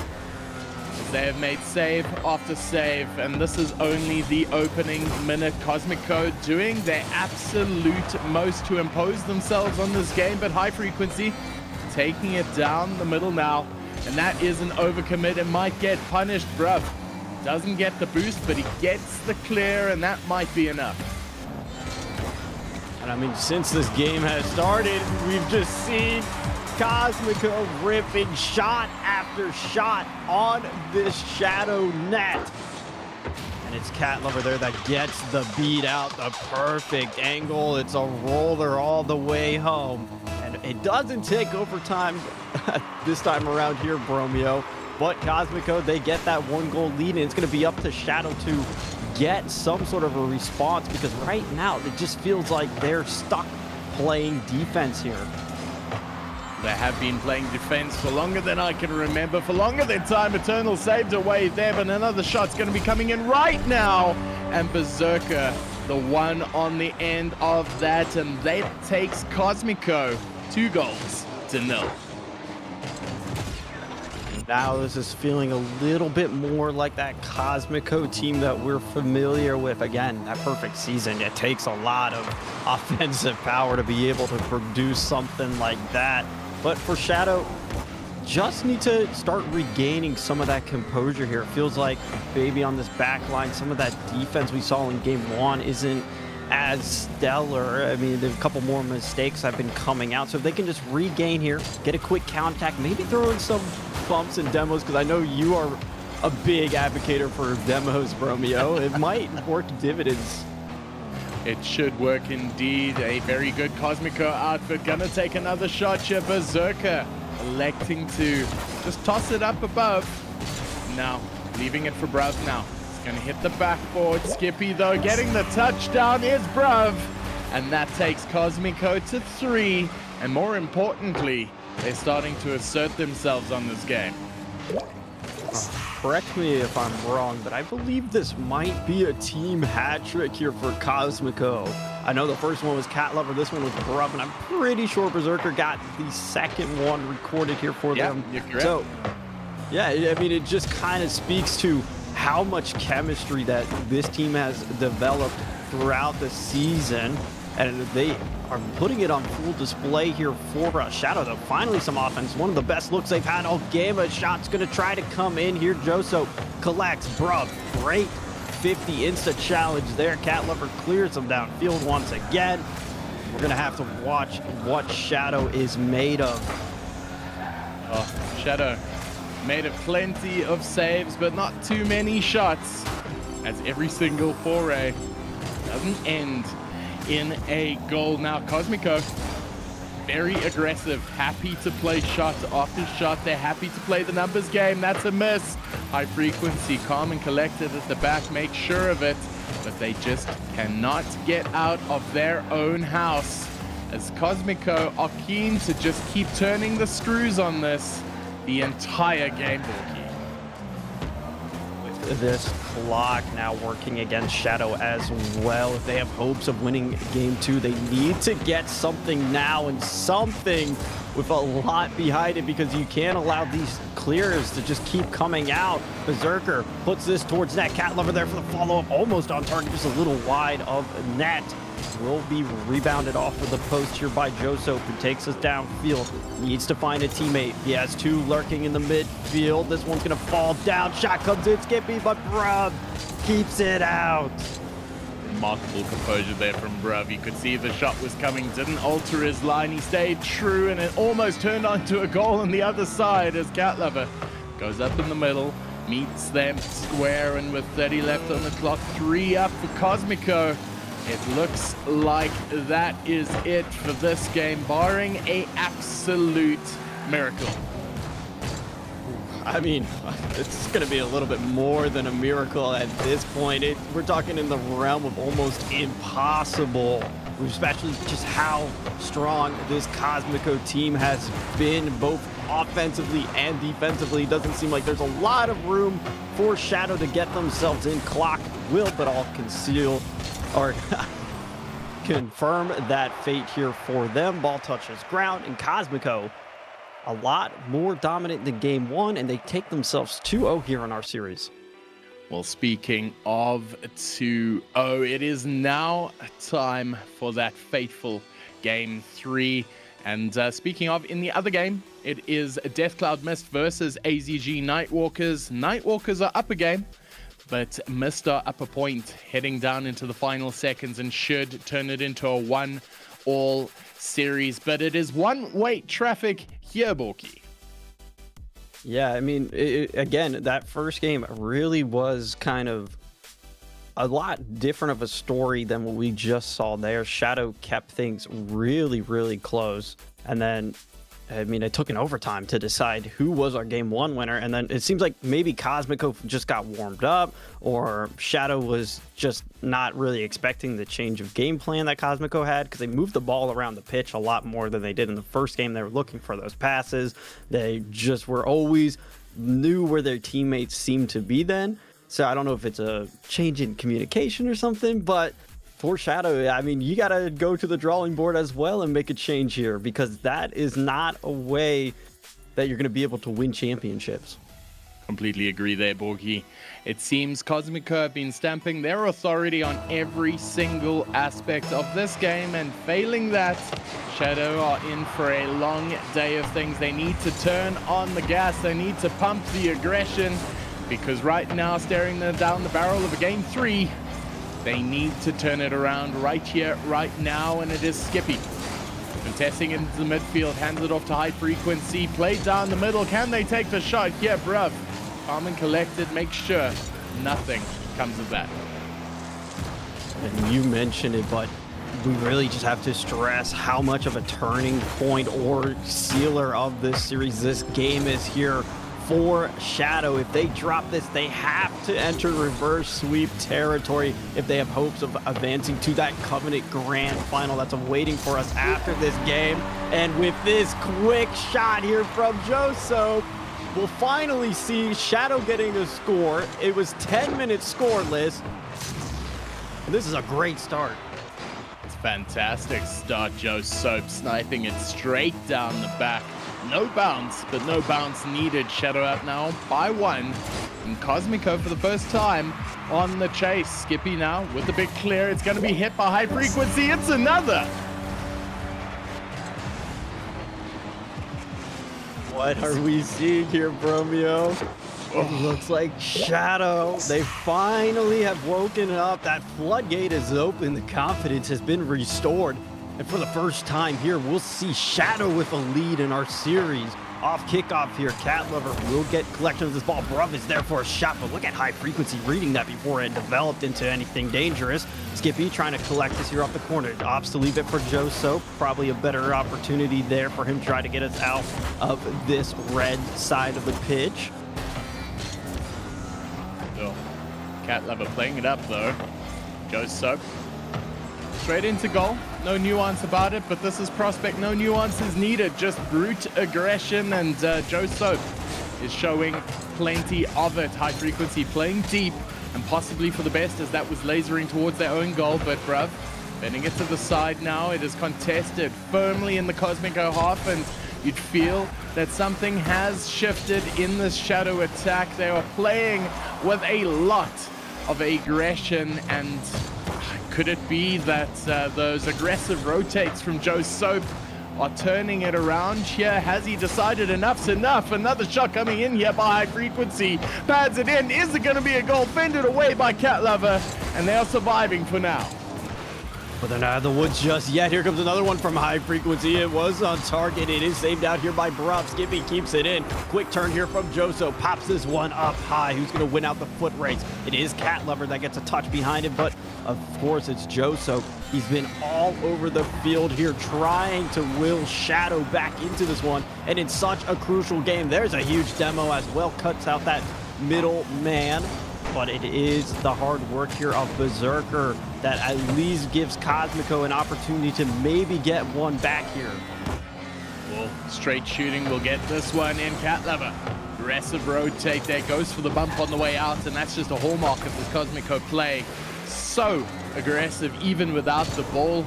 Now, straight up high, fakes in the touch. Bruv, being the recipient of that, sends it into the red corner, but returned with interest. The Shadow team looking so completely different here. Bruv fending it away, and they are just looking really good, aren't the Shadow outfit? We talked about the last time that Shadow played. They did take a game off of Cosmico, and it looks like they're in prime position to be able to do that here unless Bruv has a 1v1.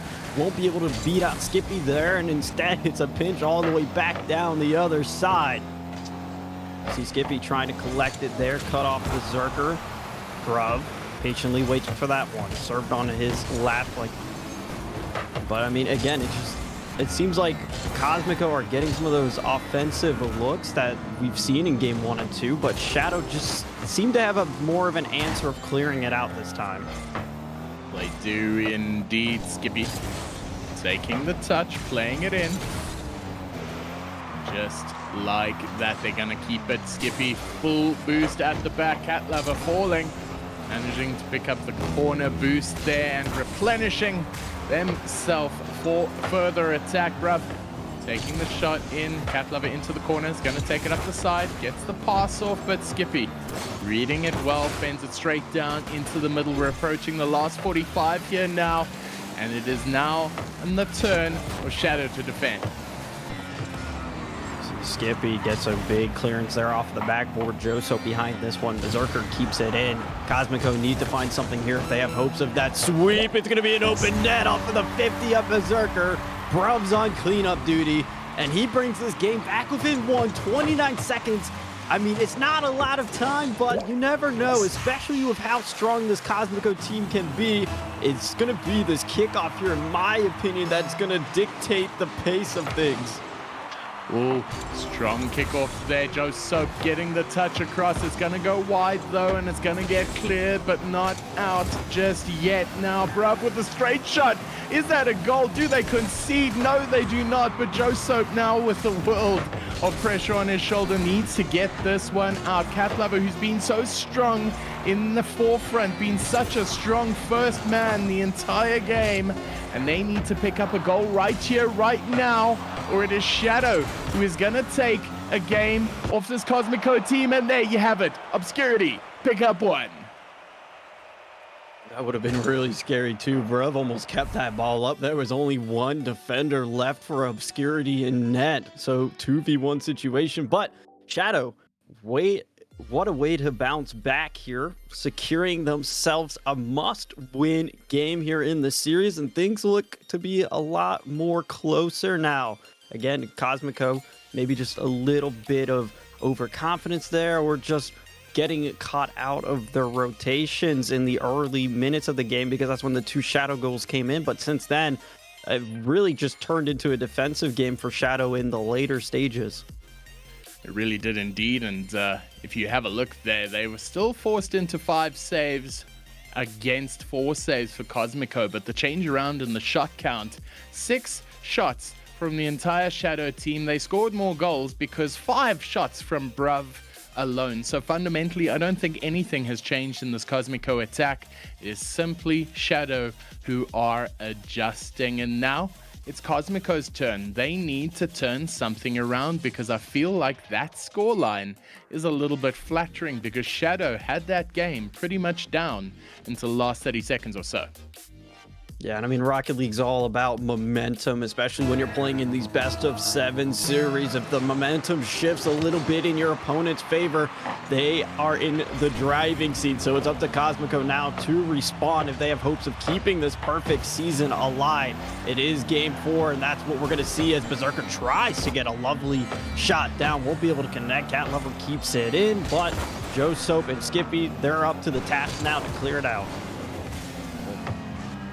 Starting game 4 on the other side of things, Deathcloud picked up the game number 3 to take their score 2-1 up against AZG. And shot coming in here by Cat Lover means Cosmico up by an early one. And I mean, look at Cat Lover there. Not a lot of moves, just has all the faith in the world that that ball is coming to them. And all they have to do is tap it in as it just trickles its way down in front of net. Kickoff here.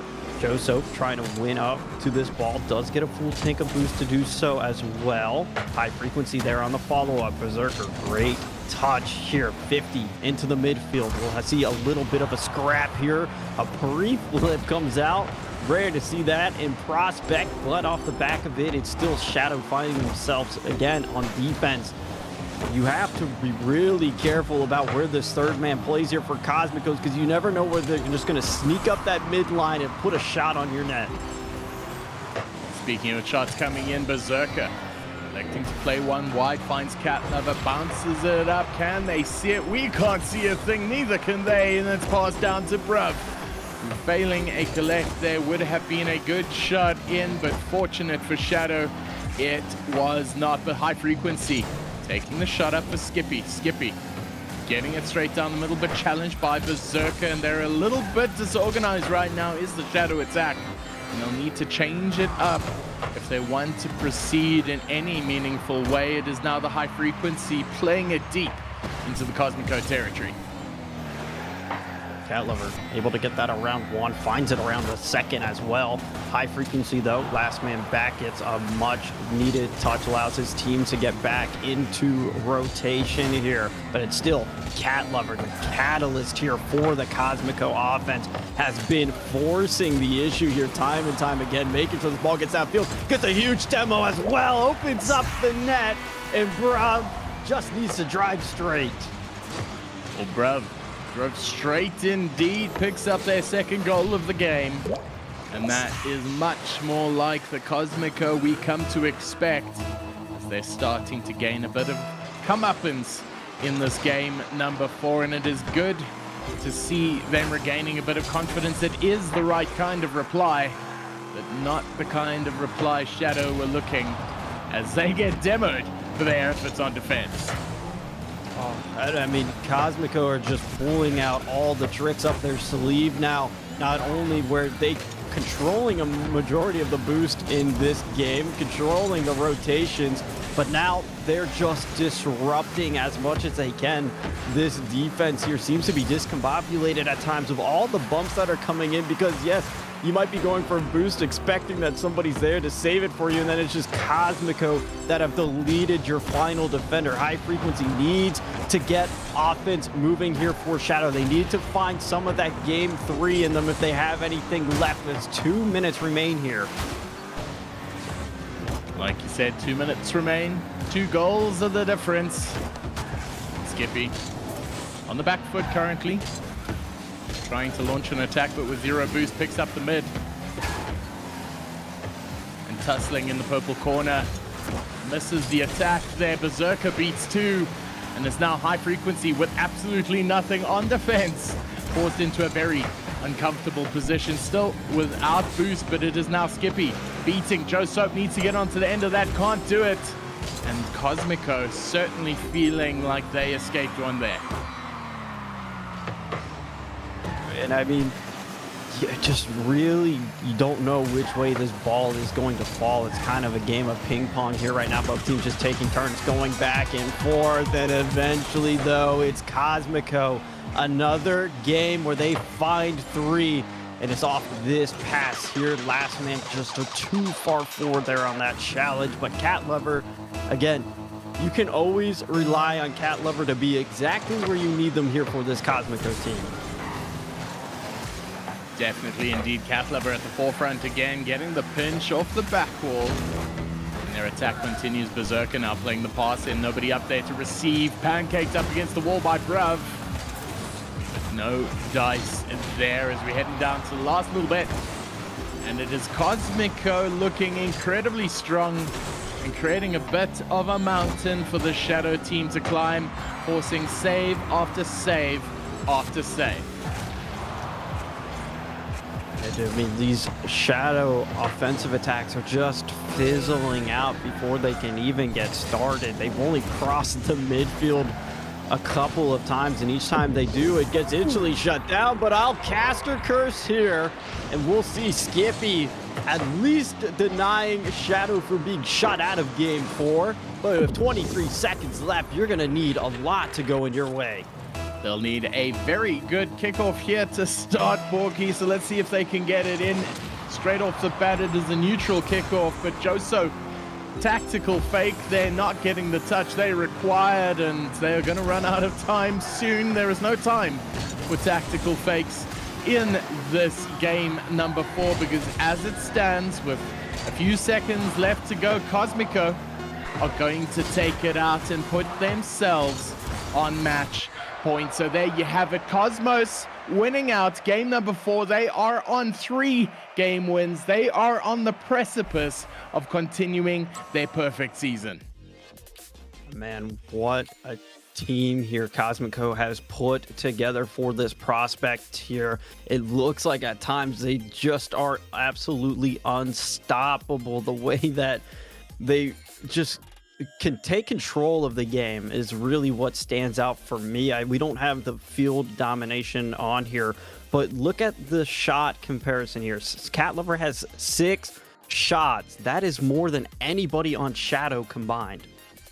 That is a lot of shots. Previously, it was Brav on 5 shots. This game, it was Cat Lover. And as expected, Borky, we've just been told by production that there is a timeout being called by Shadow. And the ramifications of this are obvious. They are down. They are on match point. They've only taken 1 win of their own. Borky, if you're in that locker room right there, right now, what are you telling them? Ooh, I mean, hey, you gotta keep in mind your back is now against the wall. They say pressure makes diamonds. Well, it's time for Shadow to become some diamonds themselves. Leave it all out on the pitch. What do you have to lose at this point?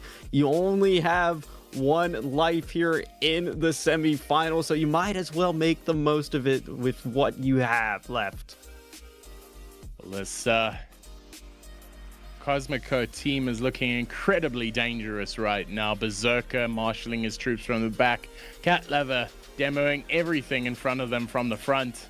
And then obviously Bruv doing great work at second man and proving why they are such a feared team in this year's competition, why they haven't dropped a series. And I'm actually interested to find out who they dropped the draw to. So let me just find that out quickly.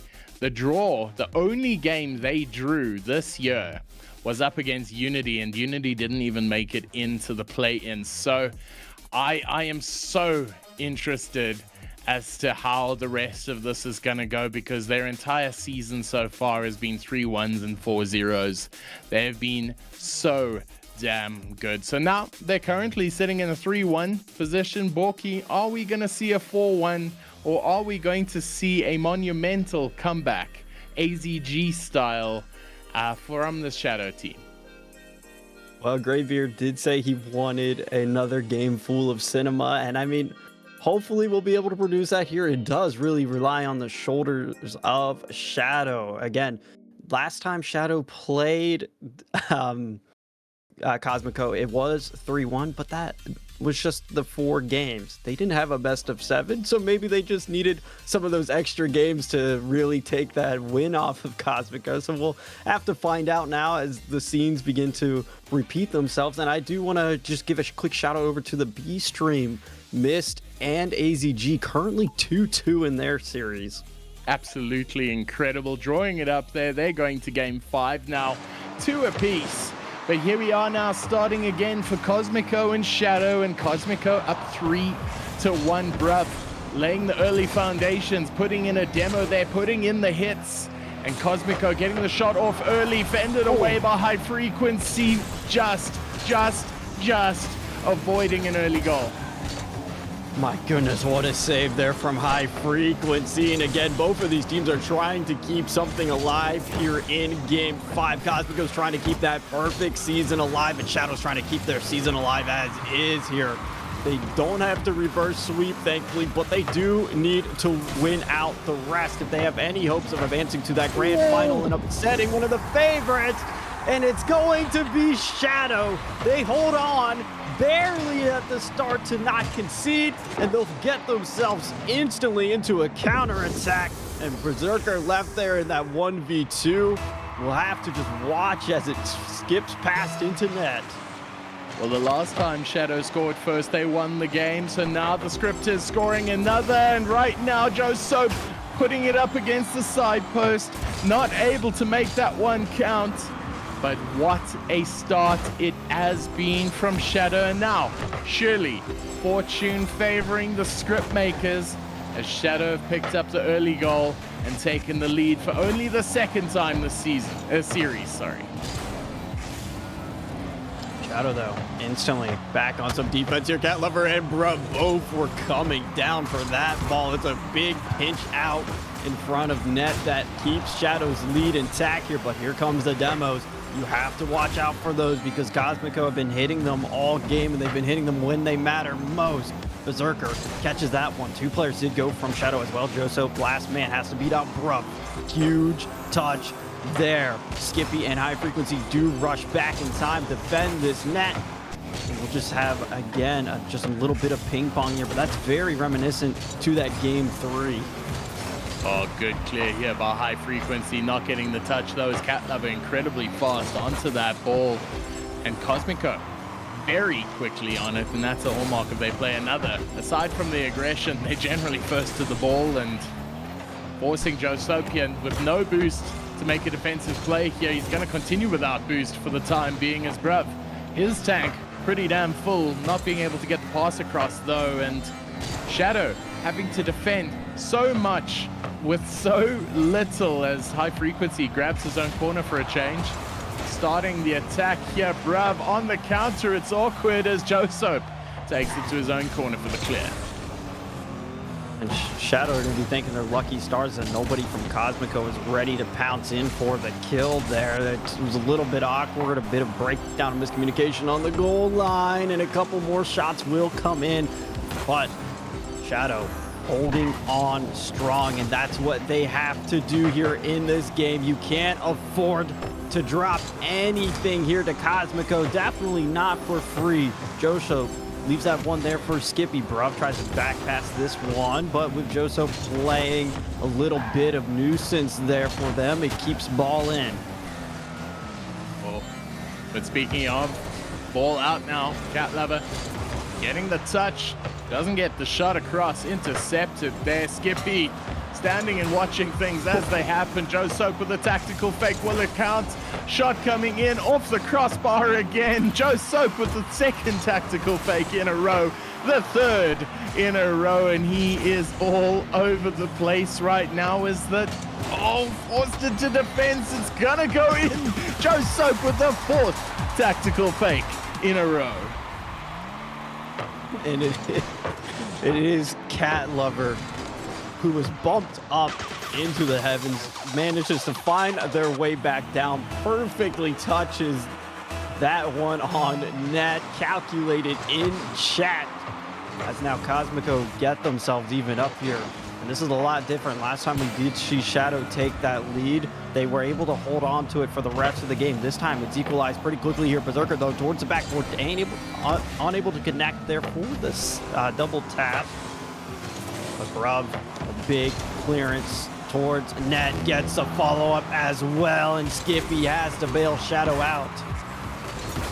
Oh, Skippy forced into a 50, not of his own making. Joe Soap very aggressive there, not getting the right amount of touches. Bruv now gets the flick off, but high frequency with the read means that comes to naught. Bruv beelining for Joe Soap. Now turning the vice grip, and the crack's starting to show as Shadow forced onto defense for so much. You don't want them to panic now. 30 seconds left on the clock. They need to stay composed. Joe Soap getting the touch, beats one, gets the pass, beats two, but Cat Lover with no boost makes the save. Now Joe Soap in the corner there needs to get a prime touch, gets the demo, and that will be good enough as Cat Lover now takes the 50 in the midfield. 10 seconds left now. Bruv gets demoed. It's gonna go into overtime. If a shot comes in here right now, it could end the party early. And Skippy lays it down into the middle. Can they get the touch? No, they can't. It goes to overtime. Oh, it was so close there for Shadow as well to just steal this game away. We'll find an overtime here. This series started with an overtime in game one. It's game 5 here to decide if we get a few more games of Rocket League. Last time it went in favor of Cosmico. This time's no different as it's Cat Lover called on time and time again to come up in the most massive ways for Cosmico, and Cosmico will continue their perfect season and advance to the grand finals. Oh man, the way you say it, grand finals. They have made their way all the way through, and it was through the pressure game, through the demo game, the aggression game, and you could see it by the end of that series. Shadow looking absolutely knackered.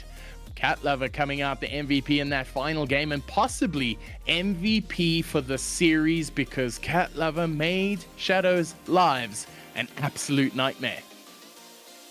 Yeah, I mean, there's no better way to put it than a nightmare. I mean, look at the shot differential there between Cosmico and Shadow. It really speaks volume for the level of pressure that Shadow Shadow was succumbing to against these Cosmico attacks. And as we look at the highlight reel, we'll see that it is a fairly mixed bag between this Cosmico team, but Cat Lover's going to own a majority of them. Gentlemen, what is so it looks like Cosmico dropping a game just for a bit of content.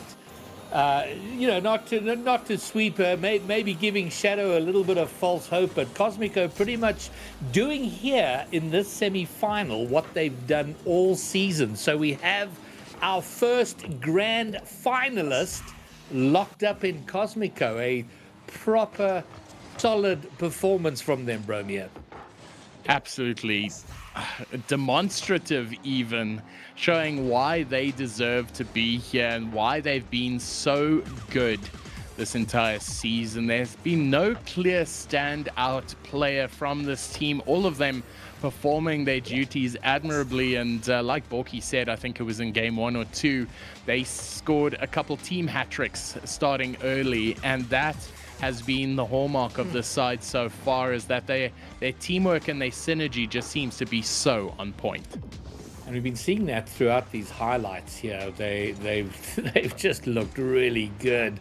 But gentlemen, the real cinema happening over on the B stream, because right now, going into game 6, Azura Gaming are 3-2 up against Deathcloud Esport. What is going on here? Oh man, I have no idea what is absolutely going on here, but all I know is that I am here for it. That is an incredible showing. Deathcloud being one of the 2 who pre-qualified for the semi-final, now having their door knocked down right in front of their own eyes by AZG. So a timeout called heading into game number 6. AZG 3-2 up in the series. We are in for an absolute cliffhanger. Yeah, an absolute banger there, and I'm so pleased for them, because the script is yet to be completed, but a wonderful little narrative in the making there. And whoever does come out victorious there, whether it is the Nightwalkers or the Deathcloud Mist, it is the winner there is going to meet a very scary looking Cosmico. I mean, we talk about Cosmico and the fact that they didn't lose a series, they had 1 draw, and then very similarly, with the exact number of games won, Deathcloud didn't have a single draw, but they did have 2 defeats. And all of that, how that all shakes up is that they finished pretty much only separated by goal difference at the end of the season. So this would be a big shock if they were to go down in the semis. And gents, I think it is only fitting, the B stream happening over on Dutch_ZA. Game 6 has just gotten underway, and I think what we're going to do is we're going to host the B stream here, so that we can watch that semi-final to its conclusion, and then we will be back for the big grand final. So gents, I did ask you to bring us a banger. You didn't. You brought us a good solid series, so well done for that. The banger happening over on the B stream. So Borky, Bromeo, thank you very much, and let's go and see what's cooking on the B stream. As we see now, they're rattling off shots. They're going for things very confidently. Finally, they just took a massive dip in confidence in that 3rd game. No one really shooting accurately, struggling a bit in the next game despite winning it, but hitting the post, as I mentioned it. King Dominus, nice cut there, trying to keep up the pressure. Big Ben popping around Future Life, and this is something we've also seen a lot of missed, with very low boost when it's their turn to defend. Yeah, definitely. They're just sitting in the corner. Future Life and Chaos both going for the same boost, end up missing the boost. But hold on! It's a doink from Chaos! Oh, it's a beautiful doink from Chaos. As we go downfield, it's a good cross from Keegs. It's a beautiful doink from Chaos, and it just sails into the net. For a second from Keegs, I was a bit disappointed. I thought it was covered by Big Ben, but great speed there by Chaos, getting that doink perfectly top bins, and that's exactly what Mist needed. They have 1 goal up now, but we need to see more. Keep piling on that pressure. Don't settle for this 1. And good defense coming out. There's another demo. They're looking more aggressive, more confident. I want to see that aggression. I want to see that confidence. Again, we cannot just keep it to 1 goal. As Big Ben is onto the backboard, where is the defenders? It's a good save. Good patience from Future Life there to just read King Dominus Rex. But he's back up. Chaos passing at mid again. Big Ben, good patience. Keeks going up as last man is a little bit questionable, but it doesn't hurt them right now. It's a bit of an awkward touch as we sail back to Nightwalker's side. Chaos taking his time, letting his teammates get boost. It's good. You like to see the patient plays. Yes, you don't want to take too much time on your solo plays, but you also want to let your teammates get back, get boost, let them readjust. Selfless. It's a good demo. Selfless play. Oh, he's going to be rewarded for being so selfless, apparently. There we go. mentioned Chaos a bit beforehand, saying he was looking sharp in that game when they dominated, and now he's been a bit quiet. It's like the guys just said in that minute, dude, just go get some goals, be that guy. And there we go from Chaos, a second goal. That's gonna feel good for Mist. Absolutely, I think it'll do a lot for Chaos here as well. As I said, I pointed out in that game where they had that confidence, Chaos was there. He was in every play. He was getting the bumps. He was getting the goals. And I think this is looking like a Mist team. They are not ready to go down without a fight. They want to give us that game 7. Yes, give us that game 7. We're loving it, Mist. More of what you're doing. Weather the storm. As King Dominus trying again, some great touches in the corner there, but not quite getting his shot away. And just about getting there in time at the moment. Mist, they're holding on to that 2-goal. They are definitely holding on to that 2-goal lead with good defense, good patience, good awareness that I'm seeing from them, good boost steals. They're just seeing a little bit more calm, a little bit more patient, but I say that and it's a miss! Did I just cast a curse him? Yeah, there you go. I wanted someone on such backboard. a good idea. It was such a good idea by Chaos. Perfect position for it, but just mistimed the flip off the wall. How many times do you see that in this game? And unfortunately, instantly punished by that. Big Ben is not going to miss from that range. And miss. Absolutely not. It's a little scary now. You've lost that 2-goal lead, but if they can get that 3rd goal before Azura, then they surely have it. But they need to not be shaken. They need to push, keep pushing. Because that's nice by Future Life. Where's the follow-up? No one opting to go for that one. I mean, I've been yelling all day for someone to be on backboard. We finally get just a bit of an awkward miss and a bump on Keeks. Oh, the cracks are showing here, and Nightwalkers taking their advantages when they get them. Definitely put that shot accuracy Gremlins to sleep for now. Looking a little dangerous when their shooting accuracy is on form.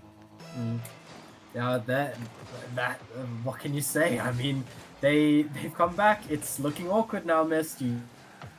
That double that would have been 2-goal so lead nice.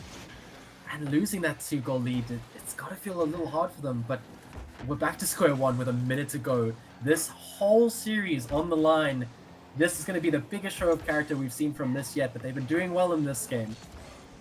They've been doing sort of a Good big demo. though. No he shot went yet. back. It's not quite on target yet, but there we go. Big Ben puts the finisher in. I mean, the best advice I could give here is don't look at it as a 2-3, look at it as a 0-1. I mean, you gotta just kind of take the advantages where you can, and if you start looking at it as a 2-3, it might just start getting a little too hard, a little too difficult to kind of bring those Gremlins down. So, best you look at it as a 0-1. They just need 1 to put it to a tie. Well, Fox, I hope they're thinking the way you're thinking, not the way I'm thinking, because right now I am so tilted. How have we lost our 2-goal lead? And now no boost on defense. It's only Chaos who's going to have to be the one to bail them out. A 4th goal surely to be the dagger in this game, but 40 seconds left.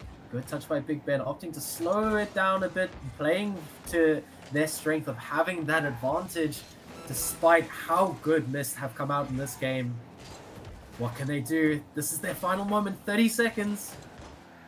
I think Mist definitely taking that advantage of the timeout immediately, but I think Nightwalker just had a better answer for them there. I'm getting a little upset as the time goes down. I wanted my game 7, but we still have time. I could still keep it up. I could still get my 0 second and a game 7. We gotta be hopeful. This is Rocket League, Mac. We can't be in this part of the field. Oh. No! Oh, it is just unfortunate. That is a very difficult end to take. I mean, Mist, you could see it. You could see that losing that lead and conceding that 3rd goal. I mean, I think Chaos drove towards the ball, didn't go for it. No one in Mist confident enough to go for it. And I mean, why not go when you have 10 seconds left? It's unfortunate. So Nightwalker's actually going to win it out in a 4-2. Despite a game where they got absolutely demolished, they looked fantastic afterwards. I mean, every single player just looking like they gained their confidence from that thrashing. Yeah, no, I think after that timeout, we were looking good. I'm a little bit upset about the no game 7, but both these teams just came out swinging. I mean, it was close games. It's a 2-3 Game 6. I mean, come on. Yeah. Would have close been as- great if we went to overtime and got our Game 7, but unfortunately, it's just how the cookie crumbles in the Rocket League.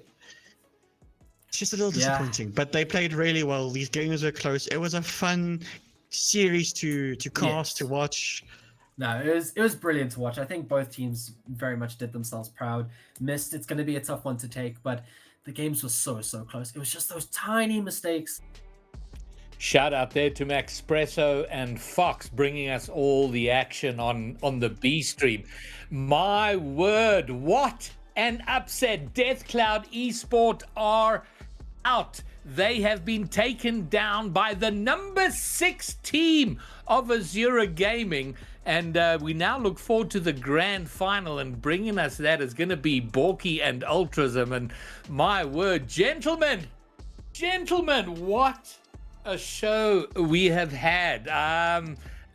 It's, you know what, Ultrasm, how many times have we spoken about that when we've cast together and stories over the years and how we love these underdog stories? And now we have one in the making. One more game. Man, you know me to be a dreamer. I'm always going for that game number 7, that final overtime that drags it out. I'm so glad I got to see the beginning of that in game number 1 tonight. These Nightwalkers have come out of barely scraping in there, coming in with less than a 50% win rate, and now systematically eliminating position number 3, position number 2, and they've got one more step to go. That is the dream! But now it's a bit of a Borky. Suddenly there's a little bit of mental weight, because when you're the underdog, you got nothing to lose. You're just like, you're out there, you're having fun. And now they've won 2 series on the trot. They're in the grand finals.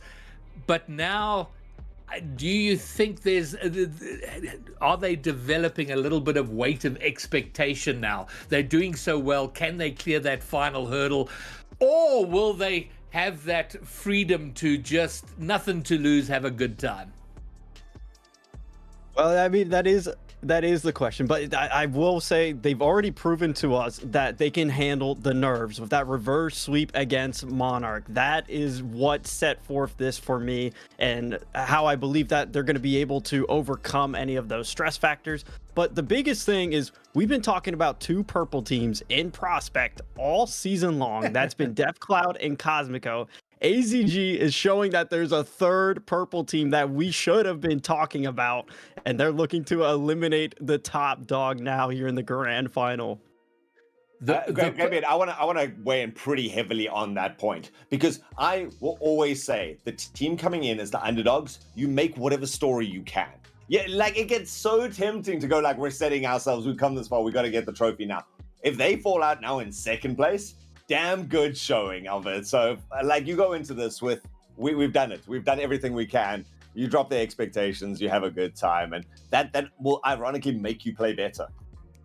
But they are coming up now against Cosmico, who looked clinical against Shadow. I mean, so it's almost, I mean, you got Bruv there who clearly wants this. He wants it bad, and they've set about their business with some purpose.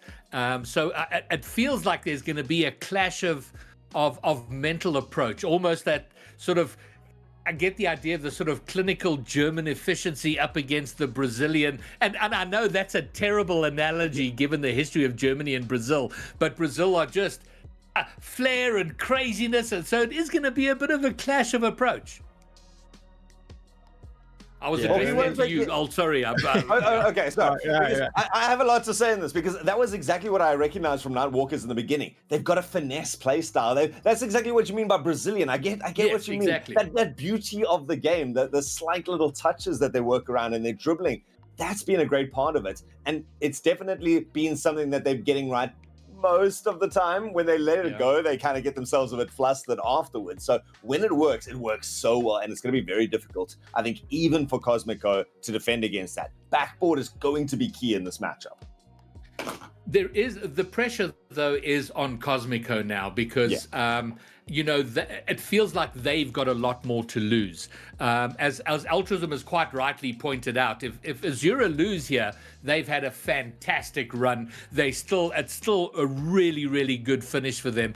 If Cosmico go down here, Borky, after not losing a series all season, that's rough. Yeah, and I mean, there's just so many storylines that have been built up around this grand final. You have the number 6 seed versus the number 1 seed. You have one team that's looking for the perfect season, and then you have another team that is looking to be the underdog upset story of probably all of the tiers. Well, it is now time. It has come to this in the next series, the next best of 7. We will crown a Season 4 RSC SSA Prospect Champion. And it will either be season leaders Cosmico or surprise underdogs Azura Gaming. Altruism, Borky, bring it to us. Thank you, Greybeard, as it has all led up to this moment here. 9 weeks of nonstop grueling league play to get us our 2 finalists here. And I mean, what a story it has been. We can just continue talking about it all day, but I want to see it play it out on the pitch here, Altruism. It's interesting that you bring up like the length of the path to get here, because that's also even fed into this matchup here tonight, this last matchup here in the Prospect Division, because you've got the one team who's fighting tooth and nail, has played nearly the maximum number of games short by 1, who's now going to hit now another best of 7s against their biggest opposition yet. They've got to be feeling some fatigue. On the other side, Cosmico, basically waltzing in here. They had a very convincing victory. They're coming in nice and fresh. They got all the momentum behind them. They've got an entire season behind them. There's got to be a difference in confidence coming out here. But like maybe it says, there's got to be a difference in the desire to fight that comes with that. Yeah, and it's really going to be a mental battle here, I feel. Both of these teams have proven themselves how mechanically gifted that they are, especially in the prospect tier. And some of the plays that both Cosmico and AZG have been making, that's something you would see over in the tiers up above. So it just makes you appreciate it that much more. But I think we've yapped enough. We can look at stats. We can talk about who the favorites is, but what matters is what happens on the pitch. And that's what's going to be decided as it's our first grand final kicking off now. 7 games up for grabs, 5 minutes apiece. I am sure we're going to be going to a couple of hard contested overtimes. Ball in front of the net right now. It's going to be difficult to see the difference so far. Cosmico coming out here in the white. If you guys are not 100% sure, Azura are going to be taking us away in the purple. And this is going to be the matchup. The underdogs have proven time and time again that you can put their faith. They were some of the first fans to cheer in the chat here. I'm sure they won't be the last. Especially in this scenario here, they're going to need all the support that they can have for AZG. It's the Cinderella run. They picked up King Dominus Rex after he won the mid-season LAN, and since then, he's completely turned this team around. And it just seems like the chemistry is going to be clicking for both of us here. We'll see a quick opportunity trying to get in front of net. Brub clears us aside. Big Ben, though, trying to get a back pass here to King Dominus Rex. Intercepted once again by Brub, and he strikes perfect. Now, there is a save that I expected the whole way through, but what speed from Brub to get up there. It was a valiant attempt, actually just getting the angle slightly wrong. Irby was the last line of defense, but it was just too much. Cosmico have shown that they're a team to be respected, and they've stamped that authority on this matchup with a convincing first goal, and a nice early one, I would say. A good minute in.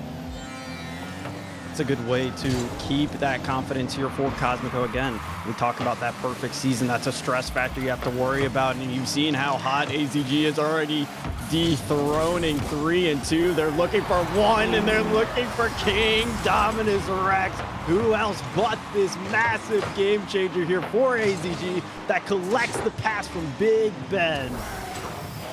From week number 7, he's joined this roster and it's turned Azura around. They had a great ending towards the season of league play, and now they're showing up right now. 9 years old, stepping up onto people who have been playing the game for longer than he's been alive and showing them how it's done. So reliable for the Azura side. We'll see Big Ben here, though, trying to go. Oh, no. Oh my goodness, taking the words out of my mouth. If you weren't here for the semifinal, you would know this name. Cat Lover was the tipping point for so many of those Cosmico victories, getting that offense started, and they're just going to rip another quick one at net, and Cosmico resume their lead here. Yep. Cat Lover has been so good at putting on consistent pressure. There was the little backflip. I'm not going to name and shame, but we saw it there on the back there. That should have been saved, but Cat Lover was there instead of Azura. They don't let her keep them down. Immediately onto the attack and only just wide off the post with a very quick turnaround. Now they got another chance. King Dominus sends it long. He's got another in tow. It is, of course, Kahuna. And here comes Irby, denied the presence to follow that ball upwards, but a great bit of pressure coming out from Azura. Berserker, though, will get us downfield here. Gets a pass in field, but heavy, big clearance. Brub has to collect, try to force it into the corner. He has to worry for Big Ben Kahuna, who's already screaming him down. And Cat Lover, can they get the offense clicking yet again here for Cosmico? Big bump coming out there in the center line. Brub does win out this 50. But it's King Dominus Rex. That third man positioning here is going to be crucial between both of these teams because they play them a bit further back than what we might historically see in Prospect, but it plays dividends as an open net comes in, but Big Ben Kahuna, that angle just a little too tight. And there's the difference between the Prospect and like the Elite or the Master levels. Those guys are reading those every time. But the mentality is there. All the work had been done. Shot came out and Cosmico looking to return it quickly. That's a great dunk coming out from Irby. He's actually got some pressure. Cat Lover has to shove it to the side. Manages to collect it further and is breaking down now. Azura under a lot of pressure. This is an awkward spot for Irby to be in. He needs to jump early. He needs to jump confidently. Kahuna has to get it off his own woodwork to get it out, but the game settled fine. And that's a really smart heads-up play there from Big Ben Kahuna, just recognizing your teammates in such an awkward position. If you don't go now, they might be scored on. And wait, a big demo. It's King Dominus Rex. He flips the pitch in a blink of an eye, and this game is equal. In the blink of an eye, that's what Azura is looking for. They need to stabilize themselves and survive any storms, because when their moment comes down, they've taken it. They're so quick and they've got so much in the arsenal to approach their opponent's net. They managed to bring it back, level with just over a minute to go. Kahuna manages to chip it out towards the center, gives away possession, but challenge is good enough to secure the second touch. Irby on a bit of a bend now, hops up towards the center. Both teams challenging just for some presence on the field. A little bit of a stalemate here towards center line. Neither team wants to yield possession here because under a minute, this next goal could be devastating. This one from King Dominus Rex a little bit wide off towards the post. A big bump there on the backboard, though, does allow the ball to remain in here. Can Big Ben Kahuna turn on that? Doesn't connect on the shot, but it is King Dominus Rex that keeps up the pressure for now. Yep, presence, they've tightened the stranglehold, and there it goes! It eventually cracks under the torrent. Irby the one to finish this off, but Azura as a squad lingered. They controlled that mid boost perfectly. They get the pass to break away. And Cosmico, death by 1,000 cuts, goes down by 1. And Azura looks upset, the champions in game number 1. Ooh, and what a story this has continued to be. Azura coming in here and absolutely letting Cosmico know that they're not safe. Number 1 seed, no problem. Game now rests in these final 15 seconds here. It's King Dominus Rex looking to keep this ball in. It's going to be the longest 10 seconds here for AZG and the quickest for Cosmico. One final attack will be set up here. Berserker pushes it downfield. It's on target, but it's not going to get there. It hits the ground before. And Nightwalkers breathe a sigh of relief because no overtime's required. Oh my goodness, we talk about games being separated by matters of seconds or inches. That was in the most literal sense there, as a couple of degrees difference would have taken us to our first overtime in game number 1. The turnaround was there for Azura. I mean, they turned around an entire series previously. What's the surprise in them doing that for a game? But against Cosmico, flipping the script around, the Cosmico, they're going to have to wake up. This is the challenge they've been looking for. And this is something that's very rare here that we haven't seen too much this season, is a team out shooting Cosmico in a game. I mean, Azura recording 3 more shots, and I mean, that 3 extra shots is what does set them up to be able to take that game, and not only take it, but to steal it away in the waning 30 seconds of that game, and in such an impressive fashion.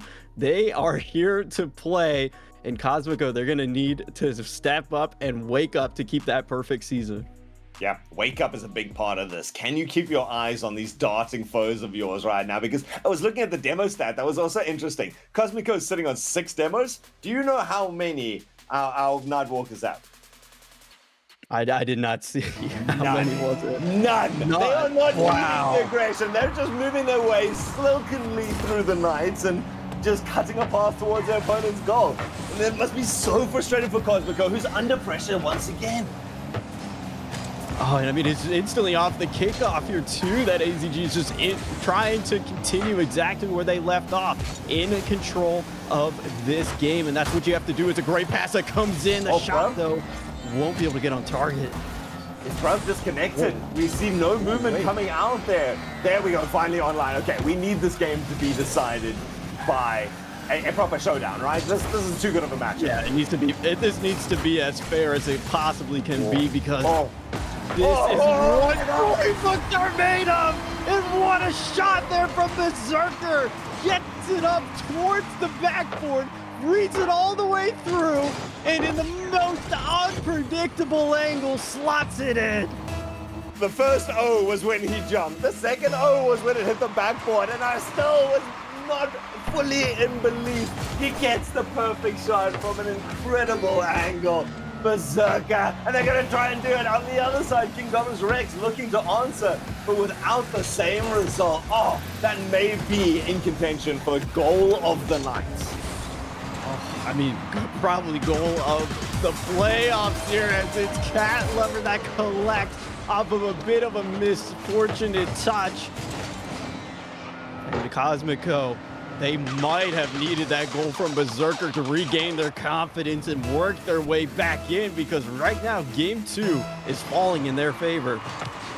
Again, it's Cat Burglar. I was going to say Cat Lover, but it's a better name there, because constantly in that right position, looking. If you make a mistake, I'm going to take you down. And that's what Prospect's all about. There are going to be mistakes. It's which team makes fewer of them, and more importantly, who can capitalize on their opponents. And that has been Cat Lover's role the whole night. 2 goals feels a lot more comfortable for Cosmico to bring the series back under their belt. But you never really know. AZG have been down 2 goals. They've been down 2 games, and they still managed to find ways to win. And that's the biggest thing here, especially in Prospect, is finding those ways to win. You take those little micro victories where you can, and they just snowball further and further. We'll see Bruv, though, trying to make sure that Cosmico can kill as much of this confidence as possible. It's well navigated from Kingdominus Rex, looking for a teammate, does connect with him. Ball, infield, bump, comes out, but Bruv gets a better clearance. I love that awareness, and it's something that Azura has been showing as a whole. Cosmico as well. That rotation of when you've lost control of the ball as first man, your job's not done. Find a touch, and these guys are managing to cause disruption consistently this time. Even on the way back, Kingdominus Rex looking for a little bit of physicality. Now it's up to Kahuna, looking for the near post for a self-pass, but loses control of it. Loses the opportunity for Azura. They've got still half a game worth to go, but get a feeling like everyone is going to have to count from here on. I mean, not only that, but every single touch is going to be so crucial. You don't want to give away possession. You don't want to give a missed touch. We're going to see Kingdominus Rex here taking us up, looking for possibly a pass. He has to go to stop that one at the midfield. Kahuna turns on this, but look at this from Cat Lover. Cat Lover has been that offensive maker time and time again, and it's Brub who's screaming in. Berserker comes flying across, but for AZG, they'll be able to navigate out of these waters for maybe a little bit longer. I don't know right now. Cosmico's still lingering. Bruv got such a nice turn there, and now they're pinning their opponents. Berserker just running that interference. Gonna be up to Bruv, though, to skirt this out of his own corner, see what distance he can eke out of this. He's got Dominus Rex challenging him, and coming off the bat, and this actually falls down towards the Cosmico line. Pushed towards the side by Cat Lover, but Zura turning the tempo, and it actually goes in. Irby skirting over the face of the goal, somehow finds that backwards. I think this is actually off the defender.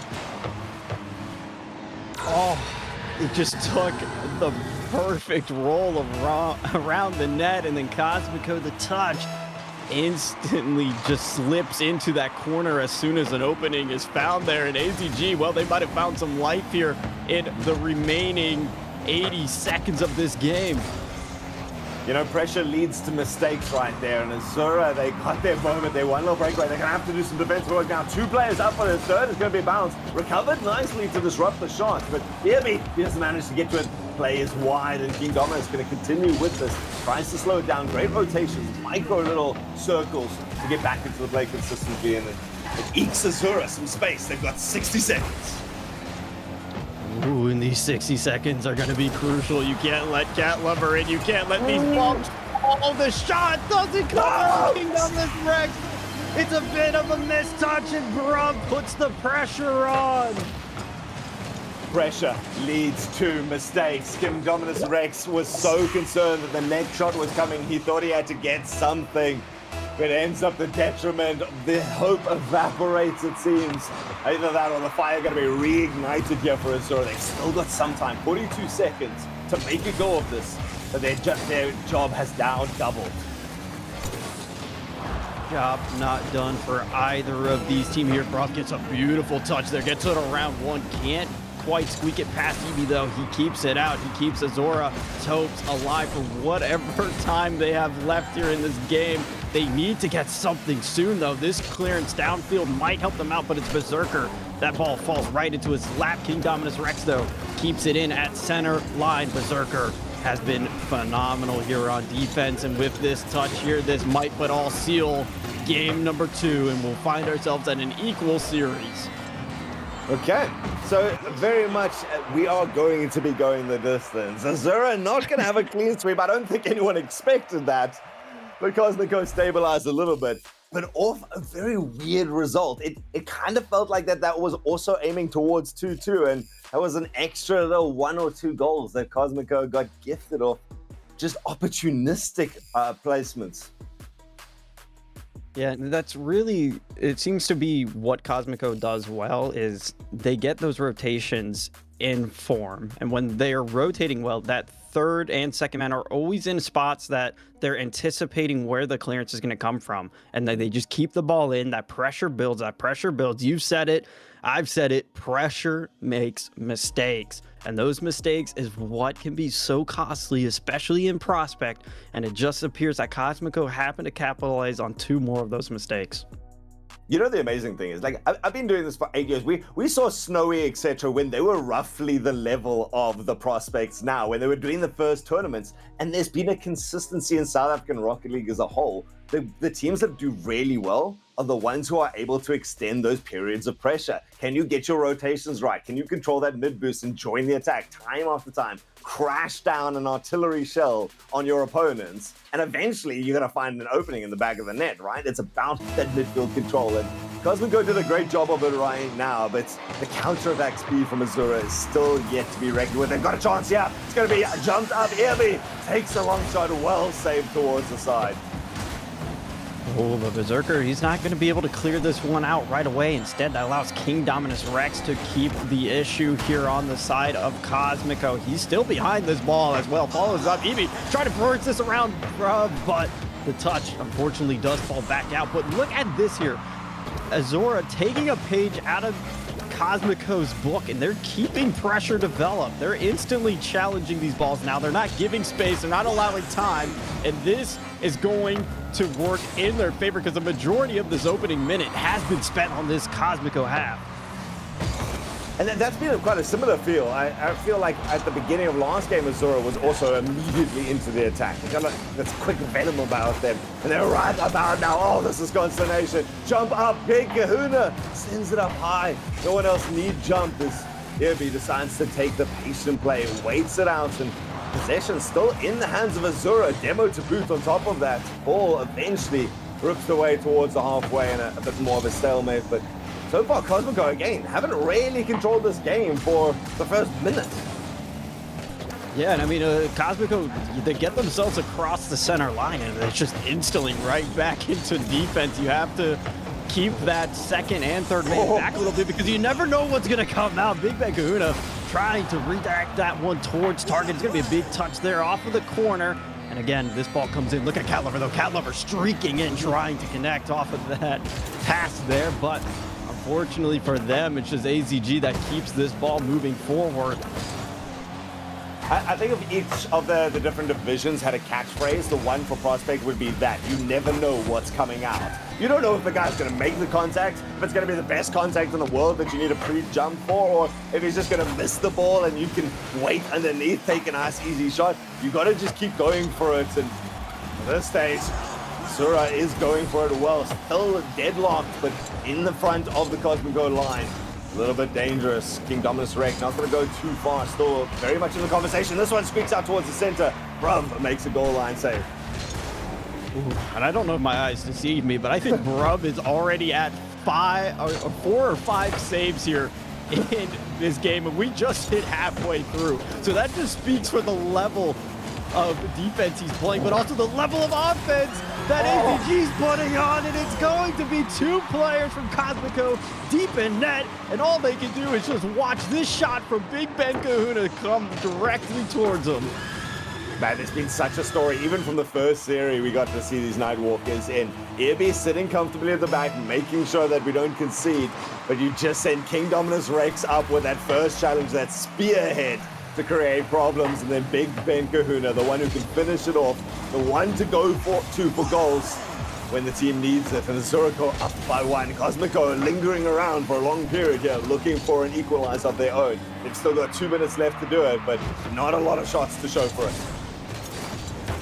Not a lot of offense in general. This one, though, oh my goodness, that could have been extremely dangerous for Cosmico. It just rocketed down in front of your net. It's still dangerous. Cat Lover has to work with the post to keep this one out.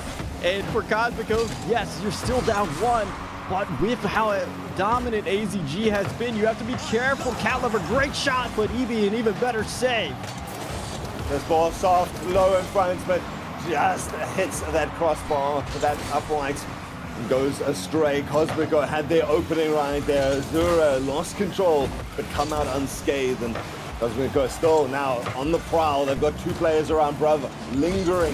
He's finally gotten off the baseline, retreats straight back, understanding Azura ready with the counter-attack, and all returns down to Cosmico. That was their look for the last minute. They've got 1 more minute to do it. We can kind of feel them ramping up. They're trying to control this mid boost. We've seen Brub countless times in the past 30 seconds come up a little bit forward to take that will disrupt the AZG defense and rotations back. They're able to do it well.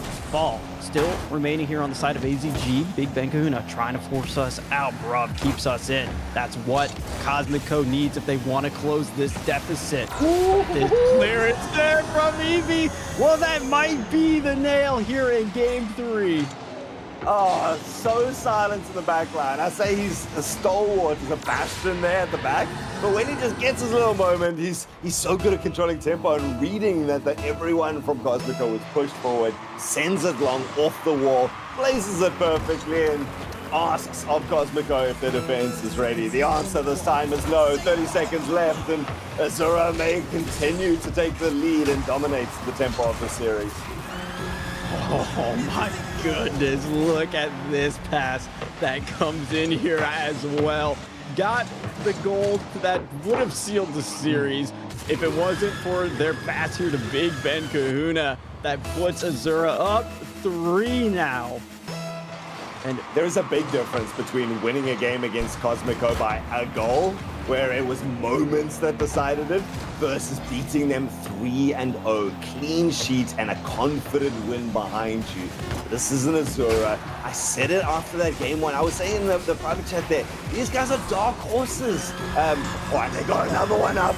Add insult to injury. Azura is a team that has come in with fire and is looking to take down everyone systematically. They are the 6th seed heading into today. They have ticked off just about everybody, and the only one left in their way is Cosmico, who they've just dismantled here in Game 3. That one would have gone in if there was more time. We've seen that before, but AZG take the lead once again here in the series, and in such a commanding way too.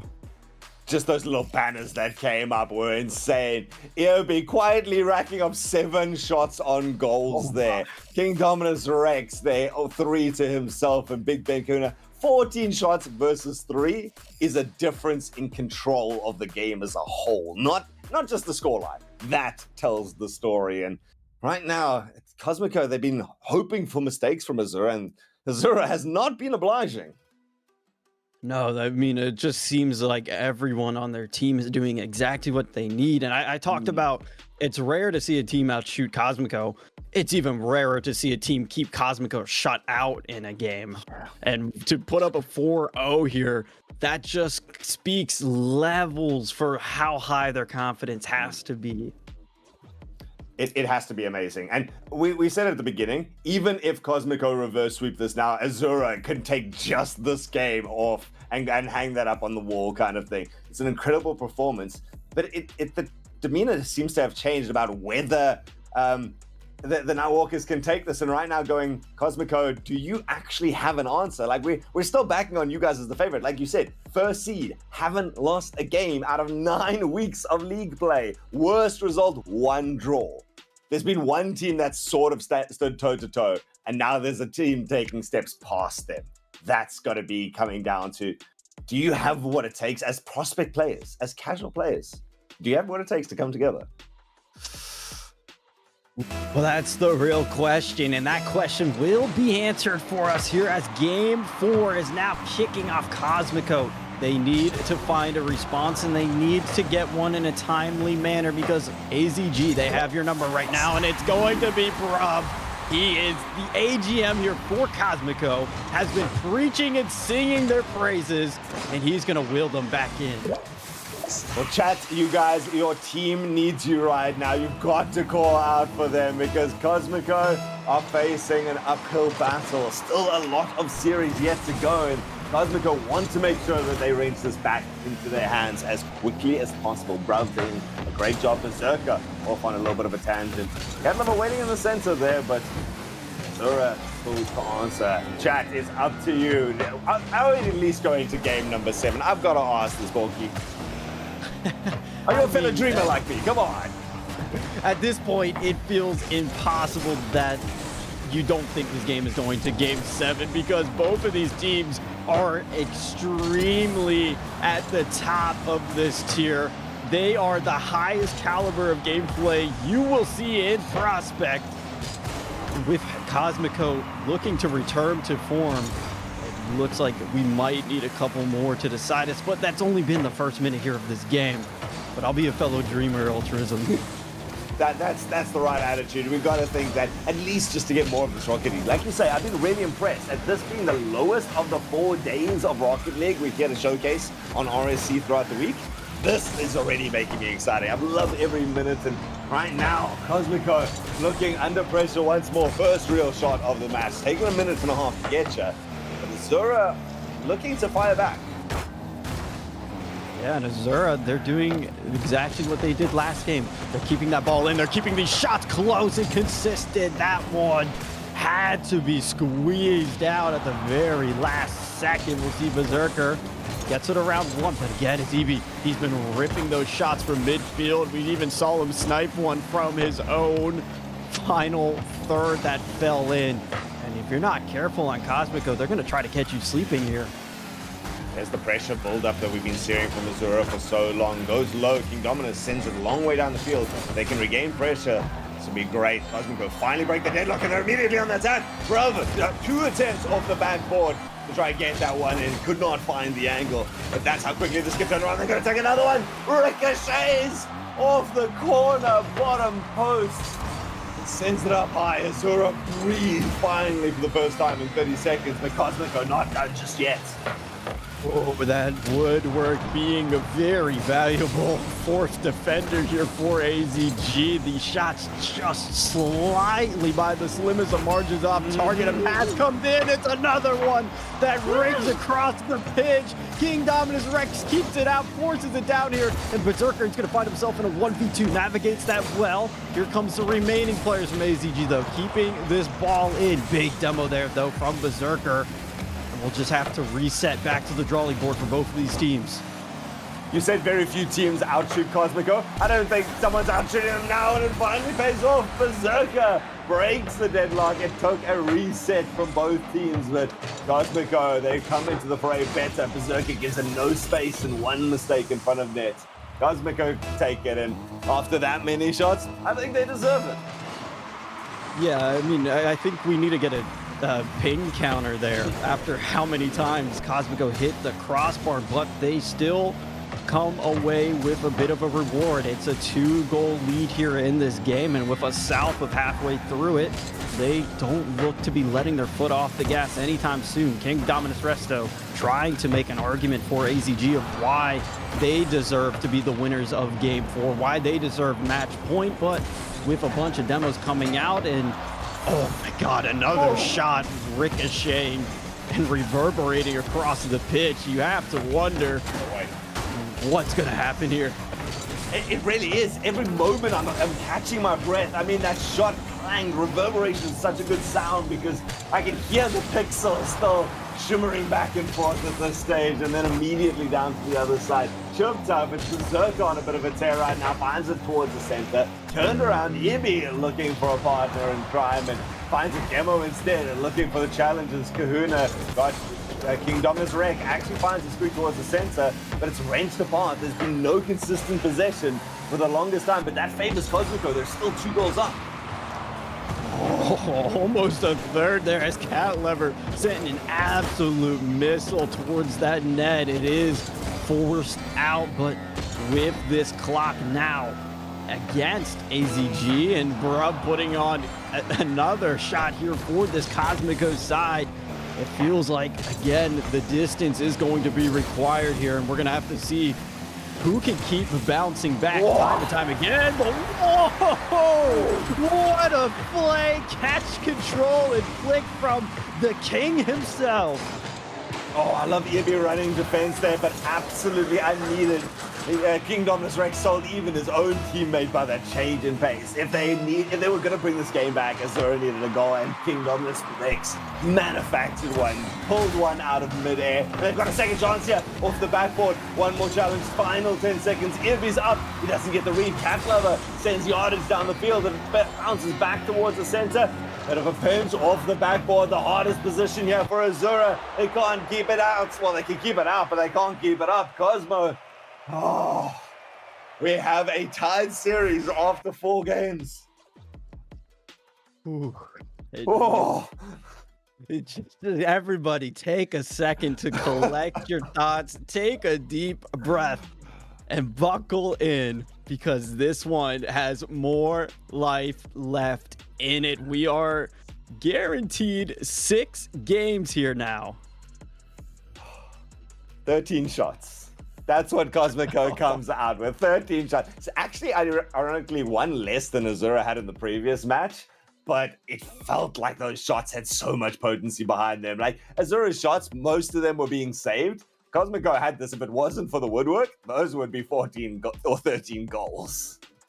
Yeah, I mean, that would work again. Somebody from Psyonix needs to come out and check the integrity of it, make sure that we can still play with it for how much damage it took in that game. But again, we'll reset. We'll look forward this game number 5. Again, winner of this game takes match point, regardless of which team it is. They've set themselves up in this situation where it's basically a game of cat and mouse. Who's going to bite first? And we'll have to see which team is going to come out on top, as now game number 5 gets us underway. Will AZG be able to bounce back as they've done so far? Is Cosmico finally going to put their foot down? Man, I don't like making predictions in general, but I feel like whoever wins this takes the series. I don't know if we're going past Neo Tokyo, because something's got to break for one of these teams, and it's how well you deal with that pressure. Either team could pick up that game points, don't get me wrong, but after that, I think that someone's going to be able to ride out the momentum, because both teams are so close to getting it right time after time. Yeah, and I mean, again, it's just whoever does control that momentum will be the clear favorite. That mental battle we've talked about leading up to this one is going to be on full display. The battle of fatigue as well. You have to wonder, as Braum tries to navigate this through a bunch of players, and what a goal line stand there for Big Ben Kahuna. He gives his life and effort for it. And AZG, they'll be able to bide some more time and get right back into defense. A valiant cause to give your life for. If you save the goal, you put your entire body on the line and then come back twice as strong. And they have Azura actually in the ascendancy right now, looking to challenge. Ball in awkward position outside the goal, and committing Ibby into this is kind of dangerous because we haven't found any sort of length on it. Kingdominus Rex picks it up, but such a good aggressive challenge now puts Azura on the back foot. Rove actually jumps short of that one and gives Azura the space, but it dissolves and both teams remain scoreless. This one I feel like going to be a low-scoring affair. Yeah, I mean, this one, we're really just going to feel a lot more of those fundamentals start to come out as it's Evie who tries to drop it down from the top rope. Won't be able to connect with it. Teammate Ball is still kept in here for a little bit. Big Ben Kahuna collects that, gets it around 150s against another one. Looks for Kingdominus Rex here on the midfield pass, but no! A little bit too much heat on that one. Doesn't connect. The net was open for a second, but they're not going to give up that easily. The offense is still here. The idea was so clear, though, and so nearly executed to perfection. These are the names you watch for in the future when they get that same thing, but with a bit more practice behind it. Zura nearly had the opportunity. Cosmico actually give one away now. Berserker under the ball and immediately dispossessed by Kingdominus Rex. Full pace towards the other side. Actually does find it above the crossbar. No one dives in, and Cat Lover keeps it out towards the side. Irby doesn't get any distance on this. Everyone retreating backwards. Cosmico with a breakaway. Final challenge. Oh, Kingdominus Rex holds it in the center, and we slow down once more. Still scores. Oh, the clang! The gong of failure that just continues to haunt our ears here on the pitch now for both teams. Kingdominus Rex, what a 50 there, almost forcing it through, hitting the gym on that play. Look at AZG. We talked about how many shots Cosmico put up. Right now, this game has been all AZG. They've had so much of that possession, and I have a sneaking feeling one of these counterattacks could be so dangerous, as this one is still denied. Yeah, AZG felt desperate at the end. It was like a boxer putting their head down and just swinging wildly, throwing bodies desperately at these shots, and they're very lucky to not get pounced on by a constantly counter-attacking Cosmico. Still neutralizes down to nothing, and we have these big flurries, but then you have these breakaways. Clang once more! The clang, the follow-up incomplete. The counter-attack, AZG don't capitalize on it right away, but it's Kingdominus Rex. Tries to pop this in. Will be pushed again aside to the corner. EB gets us here towards Big Ben Kahuna, but too much chip, or too much dip on his chip that time. Just barely squeaks it past the wrong way, but look at this though, AZG.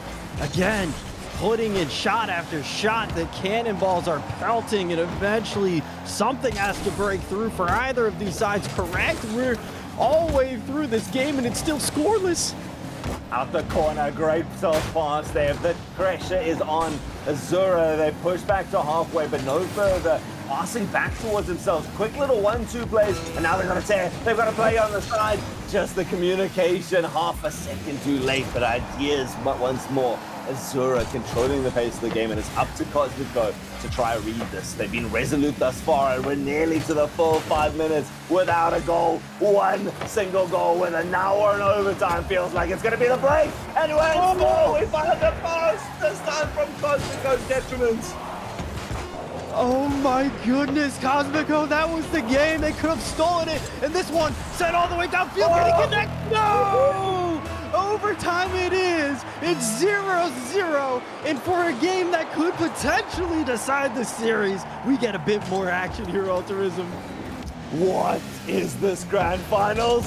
This is SSA Rocket League. The shot comes over the top, kept out. Cat Lover in the right position once more. Azura still linger. It's bumped out towards the center. The shot comes through. The man who has been required to step up for that reliable goal does it once more. The pass from none other than King Dominus Rex, an indomitable duo in the front lines. And it takes Azura to match point. If this was at a LAN environment, the crowd would be absolutely losing their minds over this series. Azura now sit 3-2. Match point is secured. The underdogs are so close to denying the #1 seed their perfect season. Are they going to be able to push it across the finish line, though? That's the question. That's the thing everyone wants answered. They came in 3-1-5. They had a win percentage of 41.6%. They were down by 6 goals as a deficit throughout the season. And they fought tooth and nail every game but one so far. And now they've done every game but one. Neo Tokyo, where Cosmico have the chance to force a game 7. But as I always call it, the field of broken dreams. And I don't know, Borky, that was a flurry of an attack there coming out. I don't know how Cosmico survived that for as long, but their counterattacks just didn't happen often enough to bring them back into that. Can they do it in game number 6? I mean, I think what they really need is for the nets to just be expanded a couple inches, because that crossbar, the amount of times we heard the ping, and it was lovely shots that were coming in from Cosmico 2 that would have set themselves up to be in pole position here, just happened to fall to the wayward side. And AZG, with that pressure they built and that, I mean, the control they had and the gumption to go for some of those passes that they were too, just moving the ball around the pitch. How are you going to keep up with that? And that's the thing, is right now it feels like Azura is just willing to put everything on the line. We saw that when their attacks, they'd drawn out the pressure for 30-40 seconds, still hadn't managed to find it, so they just put even the third man, even the fourth man, they were playing the crossbar across the field if they could to try and get involved there. They were willing to risk it all. And that's what they're doing. They're playing to win. They're not playing to not lose badly against Cosmico. They are here for the crown, and I absolutely love it. They've got to keep this up. I do believe that we've got a tactical timeout right now, time for Cosmico to settle the nerves. And Borky, you've been playing Rocket League for a while. What is the message to the team that is facing a broken perfect season? See, and this is the question that Graybeard asked us, and this is the question that we've been wondering between the both of us is, what does that do to your levels of confidence when you went through everything? You played phenomenal all season, and now it's the number 6 seed, the underdog, that is threatening what you worked for. Are you going to fall flat at the finish line, or are you going to pick yourself up, get yourself into game 7, and take what many people believed is rightfully theirs? What's rightfully theirs, and it's been like that from the beginning. Maybe that's the problem that Cosmico's come into. We have seen the Nightwalkers come in with a flurry of attacks immediately from kickoff as we go into the 6th one of the night of the series. But Cosmico, they might have come in with a little bit too much hubris, coming in with that overconfidence that we've got this in the bag. It's just the number 6 seed. But systematically, Azura has eliminated everyone else. 1 game away. Is this that game? Azura, they are so close as well, but it's going to be Cat Lover. They've done it again and again and again here for Cosmico, and they're always going to be old reliable for when their backs are against the wall. That's the settling they needed. That could not have come at a better time. Whatever that halftime, that timeout coach's talk was, it's worked sublimely. Oh, that was a textbook play coming out, Jeff. Off the kickoff, keep up the pressure, pass off the backboard to secure the angle, and Cat Lover in the right place, the dependable one. 2 goals, Cosmico breathes. Big sigh of relief as well. The timeout bump obviously working. It wasn't even 30 seconds. They're already up 2 here. That last game, if we remember, was decided by 1. It was scoreless until overtime. Well, no more of that. They are showing why they are that number 1 seed, why they've had one of the best offenses all season long. But AZG, they're looking to show why they are the favorite underdogs here. Favorite underdogs. I love that phrasing actually, because I'm with you. I have not seen a team fight this hard, and we're supposed to be unbiased. Cosmico has been a fantastic team, but Azura is looking a fantastic team, and if ever there was an underdog story, it would be this. Cosmico is not going to make it easy though. At least Azura is in with the fight right now, getting good pressure going. EB looking for potentially finding one of his teammates, Berserker, though, just not even letting plays develop now for this AZG side. They have learned that if they give them too much respect, they are going to make Cosmico regret it. Bruv comes screaming in, trying to connect there. Won't be able to put on a shot, so it's now King Dominus Rex who gets a beautiful pass across, but who else but Berserker to make sure things are kept out for now? That's out for now. That's all Cosmico needs to do right now. Azura cannot settle for that. They've got to keep up this attack. They're doing a great job of it right now. Cat Lover again in an optimistic position, ready to cause problems and get underfoot of their opponents. Azura having none of it though. Again, just linking up together. Links it a little bit too far outside the outside edge. This time it doesn't come to anything. They've got another approach. As King Dominus gets a great little read and got to follow it up for another touch or at least interference. Nothing coming. They have to navigate through Cat Lover first before AZG do get on this side of the field yet again. You can see they're trying to bring out bumps and demos now. We talked about after the conclusion of the first game that AZG didn't record any bumps. Some of the games that they won, they didn't record any either. But it seems like when that desperation starts to come out, they're going to pull everything out of their sleeve of tricks to make sure they have the best fighting potential against this Cosmico team. They're getting themselves into such good position, lingering in front. Big Kahuna takes on the dribble attempt, and fair play considering his success with it thus far. Yibby gets a nice touch up and over. Good retreat though. Kahuna, he had his chance and calmly collects it with the 100 boost, dispossessed. Bro, with the aggression to come over. Cosmico has created the space that they needed, immediately counted out though. Sora's coming in, Dominus Rex. Oh, if that touch had gone through, the goals would have been open. I really like this look here from AZG as well, just trying to throw the whole kitchen sink at them. Why not close this game out? Because game 7, you're going the distance yet again.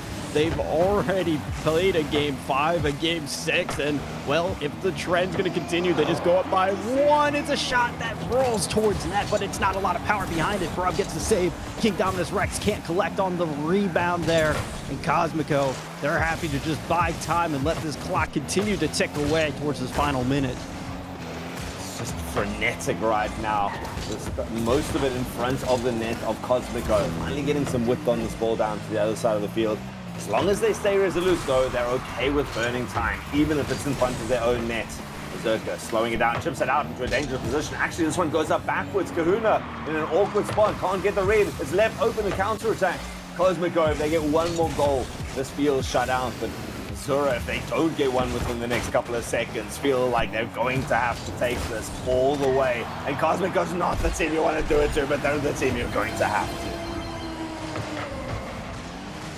One thing that has been evidently clear this entire series is that both of these teams have just been trading back and forth.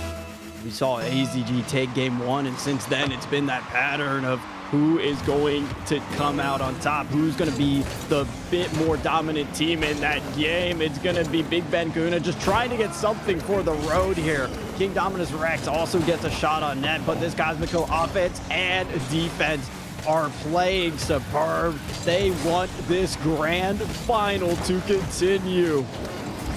And this is so big for Cosmico, the fact that this is still a clean sweep despite Azura throwing literally the entire bathtub, someone in chat says. A great analogy right now, and still coming away with nothing. Cosmico 3-0 to take us to a game number 7. The timeout buff is real. See, here's the thing that I'm going to question now. Does AZG take their timeout? They also are allotted one. They have that in their back pocket, or do they just want to keep the game moving along? Do they not want to?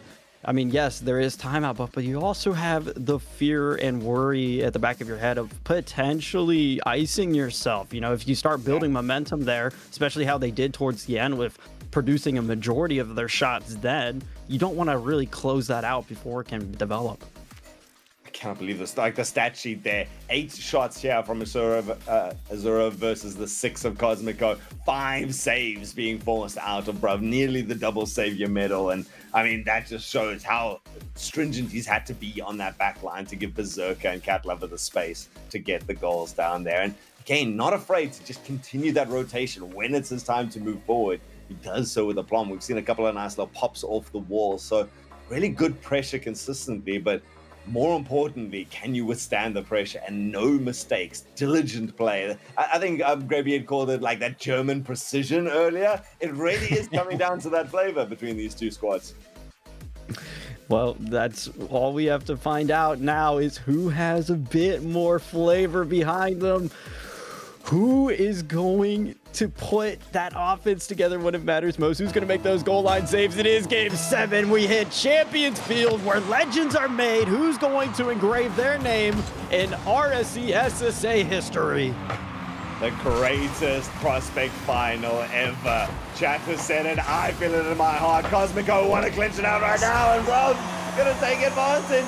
It's taken 13 seconds, and Azura, this dream, this hope for the trophy, starting to flicker in front of their eyes. They've been taken in the first couple of seconds. That's normally their job.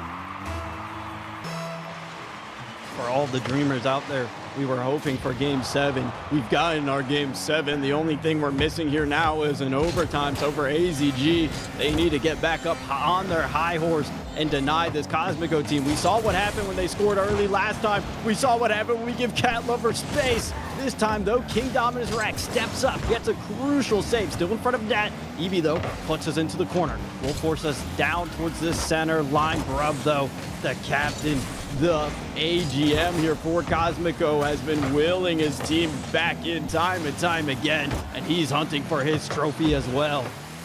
There's just such diligence coming out from Cosmico to constantly get that rotation back into position. We know the next attack is coming. And they stand strong again. First challenge, good. Trying to get further down the field. Doesn't come away with anything. Settles for a 50, but the next person in with the shot. Cosmico looking to make some sort of possession and progress down the field. Finally, after a while, a second goal would settle them completely, but Azura with a little bit of space is up to Bruv to make a good challenge, and he does.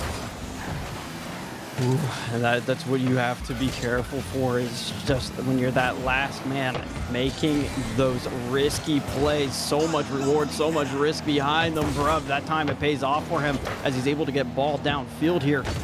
But for AZG, they've been navigating this well. They've been challenging early and quickly, but they're starting to run out of boost here. Look at the comparison between these two teams. A big mistouch there from Berserker in the midfield allows Azura into some offense, though. Kingdominus Rex actually got bumped out of position. They had that link-up play plan. They're not out of it just yet, but Berserker, such speed up to that ball, does turn it down. Oh no, Kahuna, he's let it drop down in his own corner. Now this is going to be awkward to come out. Irby, it's been Irby versus Bruv on the baselines, it feels like, and then King Dominus and Kahuna versus Cat Lover and Berserker on the front lines. There's been such a cool 2-1 formation for both their squads, despite their different styles. And everyone's so evenly matched too across both of these teams. It feels like there's not like one real favorite either. Any of these players can step up and make a play. We'll see here. Big Ben Kahuna taking us off the left-hand side. Well, does have a teammate there lurking in the midfield. Cat Lover intercepts instead. King Dominus Rex, last man here, needs to play this ball slow, needs to play it patiently. Does a good job of that. Navigates himself through the murky waters. Gets us downfield, almost towards target though. But the 50 just shoots out towards the corner yet again. Such good efficiency, and that's what you're looking for someone to break out of a good defense, is just get it the whole way down the field and force your opponents to invest something. We'll be with you, and that's what Azura's done. Now they've got possession. They can play close enough together, they do. First shot is there. Bruv once more. This one's got to be heading up towards those high goal save stats once more.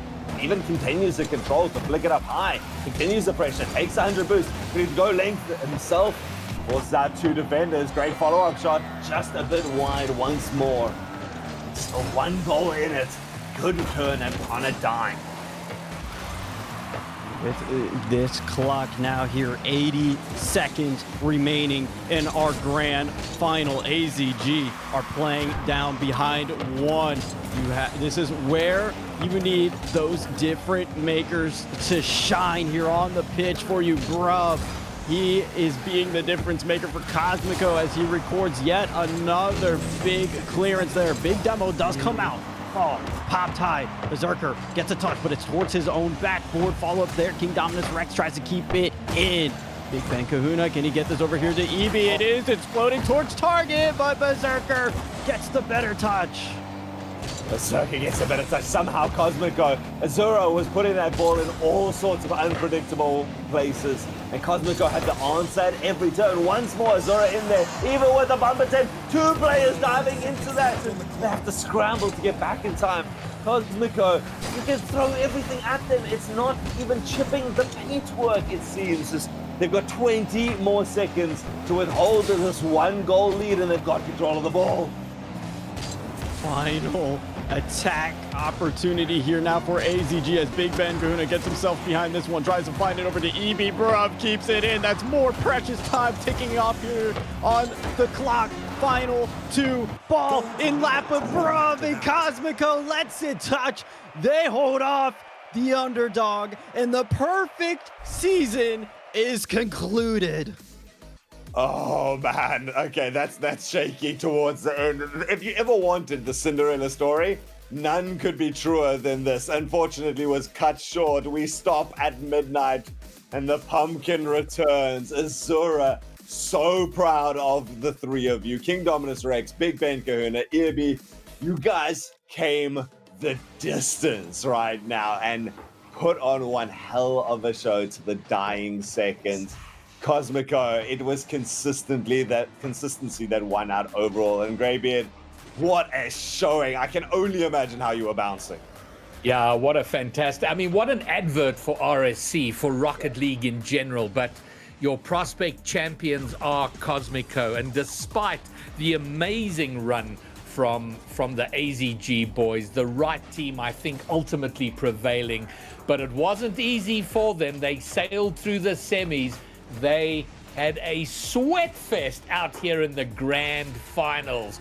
But your champions, Cosmico, the 3rd time Brothers made a grand final. And finally, he's on a victorious team. So what a shout out. What a banger of a season. They have not lost a series the entire season 4. And my goodness, what a showing from them, Borky. Oh, I mean, a beautiful showing indeed. Everyone on the team just happened to click so well together. The stars aligned, and then they even went down. They were facing the potential match point there for AZG, but they composed themselves. They took that time out. The leadership and the communication between that team were able to recompose themselves. And then in Champions Field, 1 goal is all that separated us. But for AZG, keep your heads held high because the sky is the limit for you if this is your performance. Yeah, All 6 of these players deserve a promotion, I would feel, at this stage. These guys have proven themselves. I don't know how the exact thing, please, admins, don't. I'm not actually criticizing you, but man, these guys have got a bright future ahead, right? Well, there was a lot of discussion actually in the green room about this is supposed to be prospect because there've been some banger plays throughout the course of the evening from our lowest tier. But it's just I hope. Look, you're never happy that you lose a series, but Azura have got to be so proud. I mean, they had a struggle early on. They turned things around when King Dominus Rex arrived on the squad. They finished 6th. They clawed their way into the play-ins, and now here they were going toe-to-toe with the undefeated Cosmico all the way to the end. And my goodness, guys, I mean, could we have had... I don't think we could have asked for a better night of playoff Rocket League in the RSC. I mean, every series on the mainstream has been a banger. It's been fantastic. Like, this has been a fantastic way to culminate the series. It felt like Azura came in as the more hungry team throughout all of their series, and they had to go the whole distance. I mean, that first one, game number 5. Second one was game number 4, and then game number 5 on the second stream. Or game 6 and game 7. And now we go to a game. We were treated to almost as much Rocket League as possible, and that it crystallized right now. Azura came in more hungry, and then when Cosmico realized that opportunity, the weight of the last 9 weeks kind of crystallized on top of them, they fought it back and they were not letting it go. We've come this far, we're not dropping it now, let's lock in. And I can't wait to I can't wait for the awards show next week, because just to see how it all broke down, who were the stars of the prospect tier in terms of Cosmico doing as well as they had. And then, of course, for everybody else, and we're going to have a banger show there, because there we will break it down and see who all the stars were, the goal scores, the saves, the assists, all of that good stuff. And I think we're trying to arrange, we're going to see if we can get Bruv in here for a little bit of an interview, have a little chat with him and see how... We're trying. So I know he's keen. I know production's keen, but we'll see how it plays out there. He would be perfect. Like, you could see by the 17, 18 saves that the guy put in, he was ready to fight this and tear his victory finally. I see chat said it was actually 4 times. This is his 4th final. The guy's been messing at the beginning, and he finally gets it. You do highlight a good point, because say that again, Borky. The 4th final means all 4 seasons. All 4 seasons, actually, yeah. finally pulls it off. But you do highlight a good point when you talk about those saves, because there were long periods of time where Azura were just laying siege on the Cosmico net and just couldn't get through, you know. And some of that was the fault of Azura, where they kind of whiffed it there in front, but to remain composed when you're under siege like that is a fantastic performance.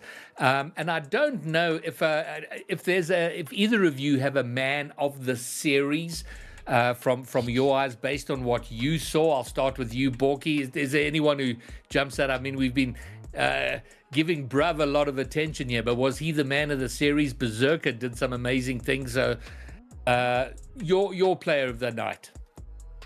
Oh, well, of course, I would be remiss if I didn't say Bruv for his defense, but a player that not only shined for me in the grand finals, but also in the semis was Cat Lover. Cat Lover, I sounded like a broken record the amount of times I was saying their name, and how productive they were when it came to creating those offensive looks for Cosmico. All right, just checking on the status of the interview. Okay, good. So, gentlemen, I'm going to go and have a word with Bruv. And Ultrasm, you've brought the bangers tonight, so well done to you. Feels like yes. Thanks. Shout out Big Kahuna, by the way, was my MVP. If anyone is interested. Really good play. Oh, sorry. Yeah, you're everyone quite was right. good. You're quite right. Big Ben Kahuna gets the nod from Ultrazim. Fair enough. All right, gentlemen, I'm going to go and have a word with Bruv. Borky Ultrazim, thank you very much for your service. And yeah, we'll see you again later in the week. We've got 1 tier done, 3 more to go. But let's see what Bruv has to say. So, Bruv, are you with us, Bruv? I am here, GB. I am here. Okay, so I said your 3rd final. Chat saying your 4th. Can you confirm which of those is correct? This is my 4th final. Oh my word! So you've made grand finals every season of RSC. Every damn season and lost them all. And how and at what point did you go, oh goodness, is this going to be number 5? Sure. I don't know. Or did you never have any doubt? To be honest, I didn't really have a doubt that we wouldn't, make it, all the way to the end. But considering AZG and honestly, give so much props and respect to them. But me and my team were dreading them the worst. When they made it in and kind of what they did, we were hoping they wouldn't make it all the way to the end, and we were fearing them the most. And we still pulled it through at the end. It's a bit of a surreal feeling, and I'm a little bit emotional. We worked so hard this whole season. I'm so proud of my boys, honestly.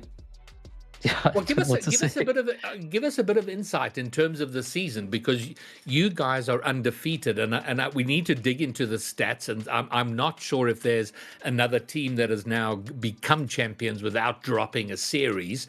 But give us some insight into how the season unfolded. You said you've put in a lot of work. What did that look like? Give us the highlights of how you approached and ran this season as a team. Yeah, this all started back in June and July when Papito and I got the news that we were gonna run Cosmico, and we spent 3-4 weeks scouting, tryouts, replays. I think we watched over 100 replays to pick the best prospect team that we could pick. Wow. That's where it all started. We got the players we wanted, and it was just, we rode on vibes for like the first few weeks of the season, and then other teams started catching up, and then we just worked tirelessly with Happy Meal, with Papito, and with Ford Hilux, with coaching, replay reviews, and everything just started gelling, and we became, in my opinion, like one of the best teams I've ever been a part of in RSC.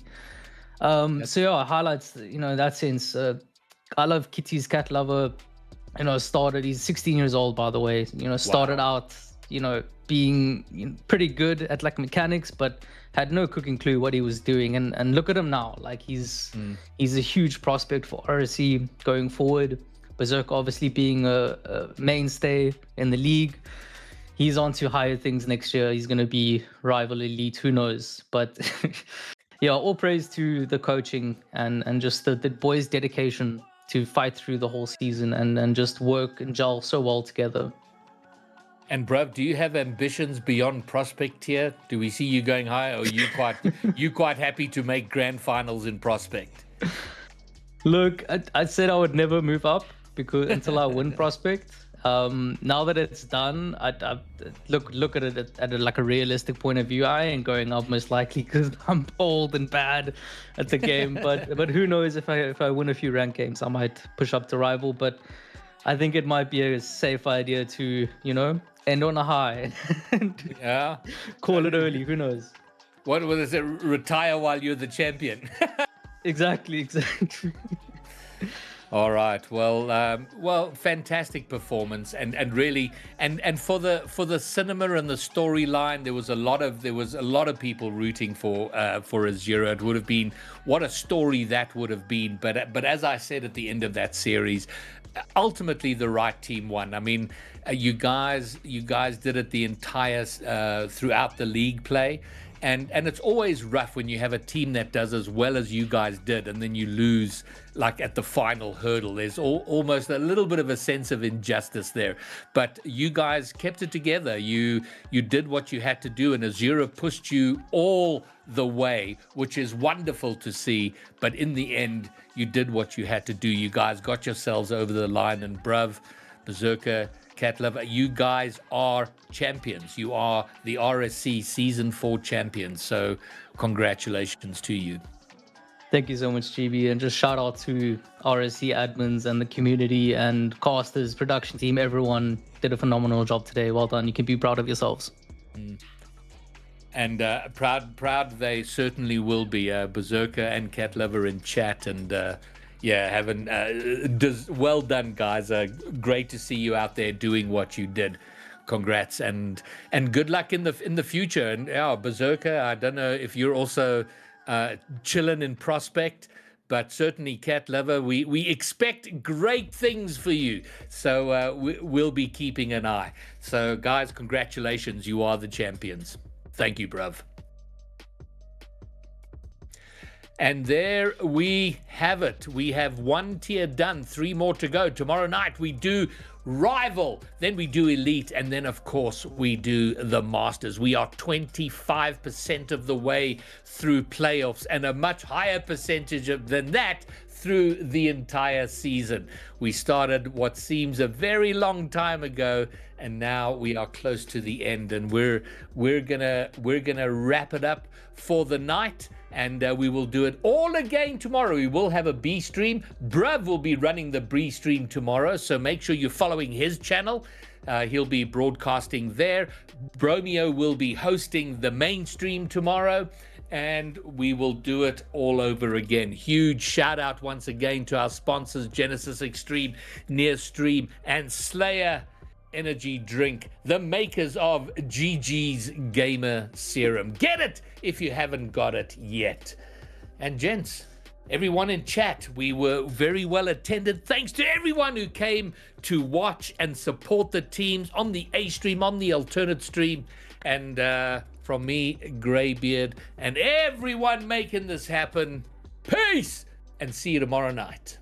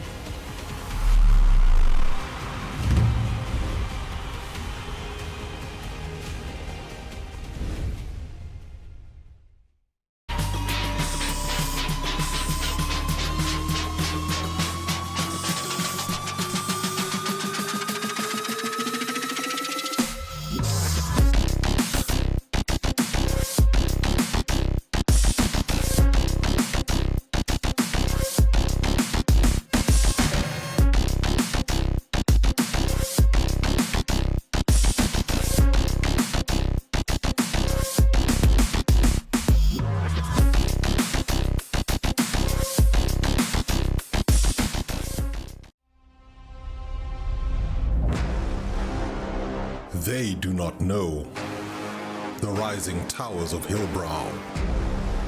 They do not know the sprawling suburbs of the north.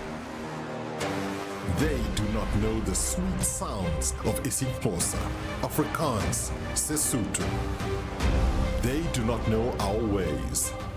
They do not know our people. They do not know us. We are not waiting for permission. We are not asking to be seen. We are our own region.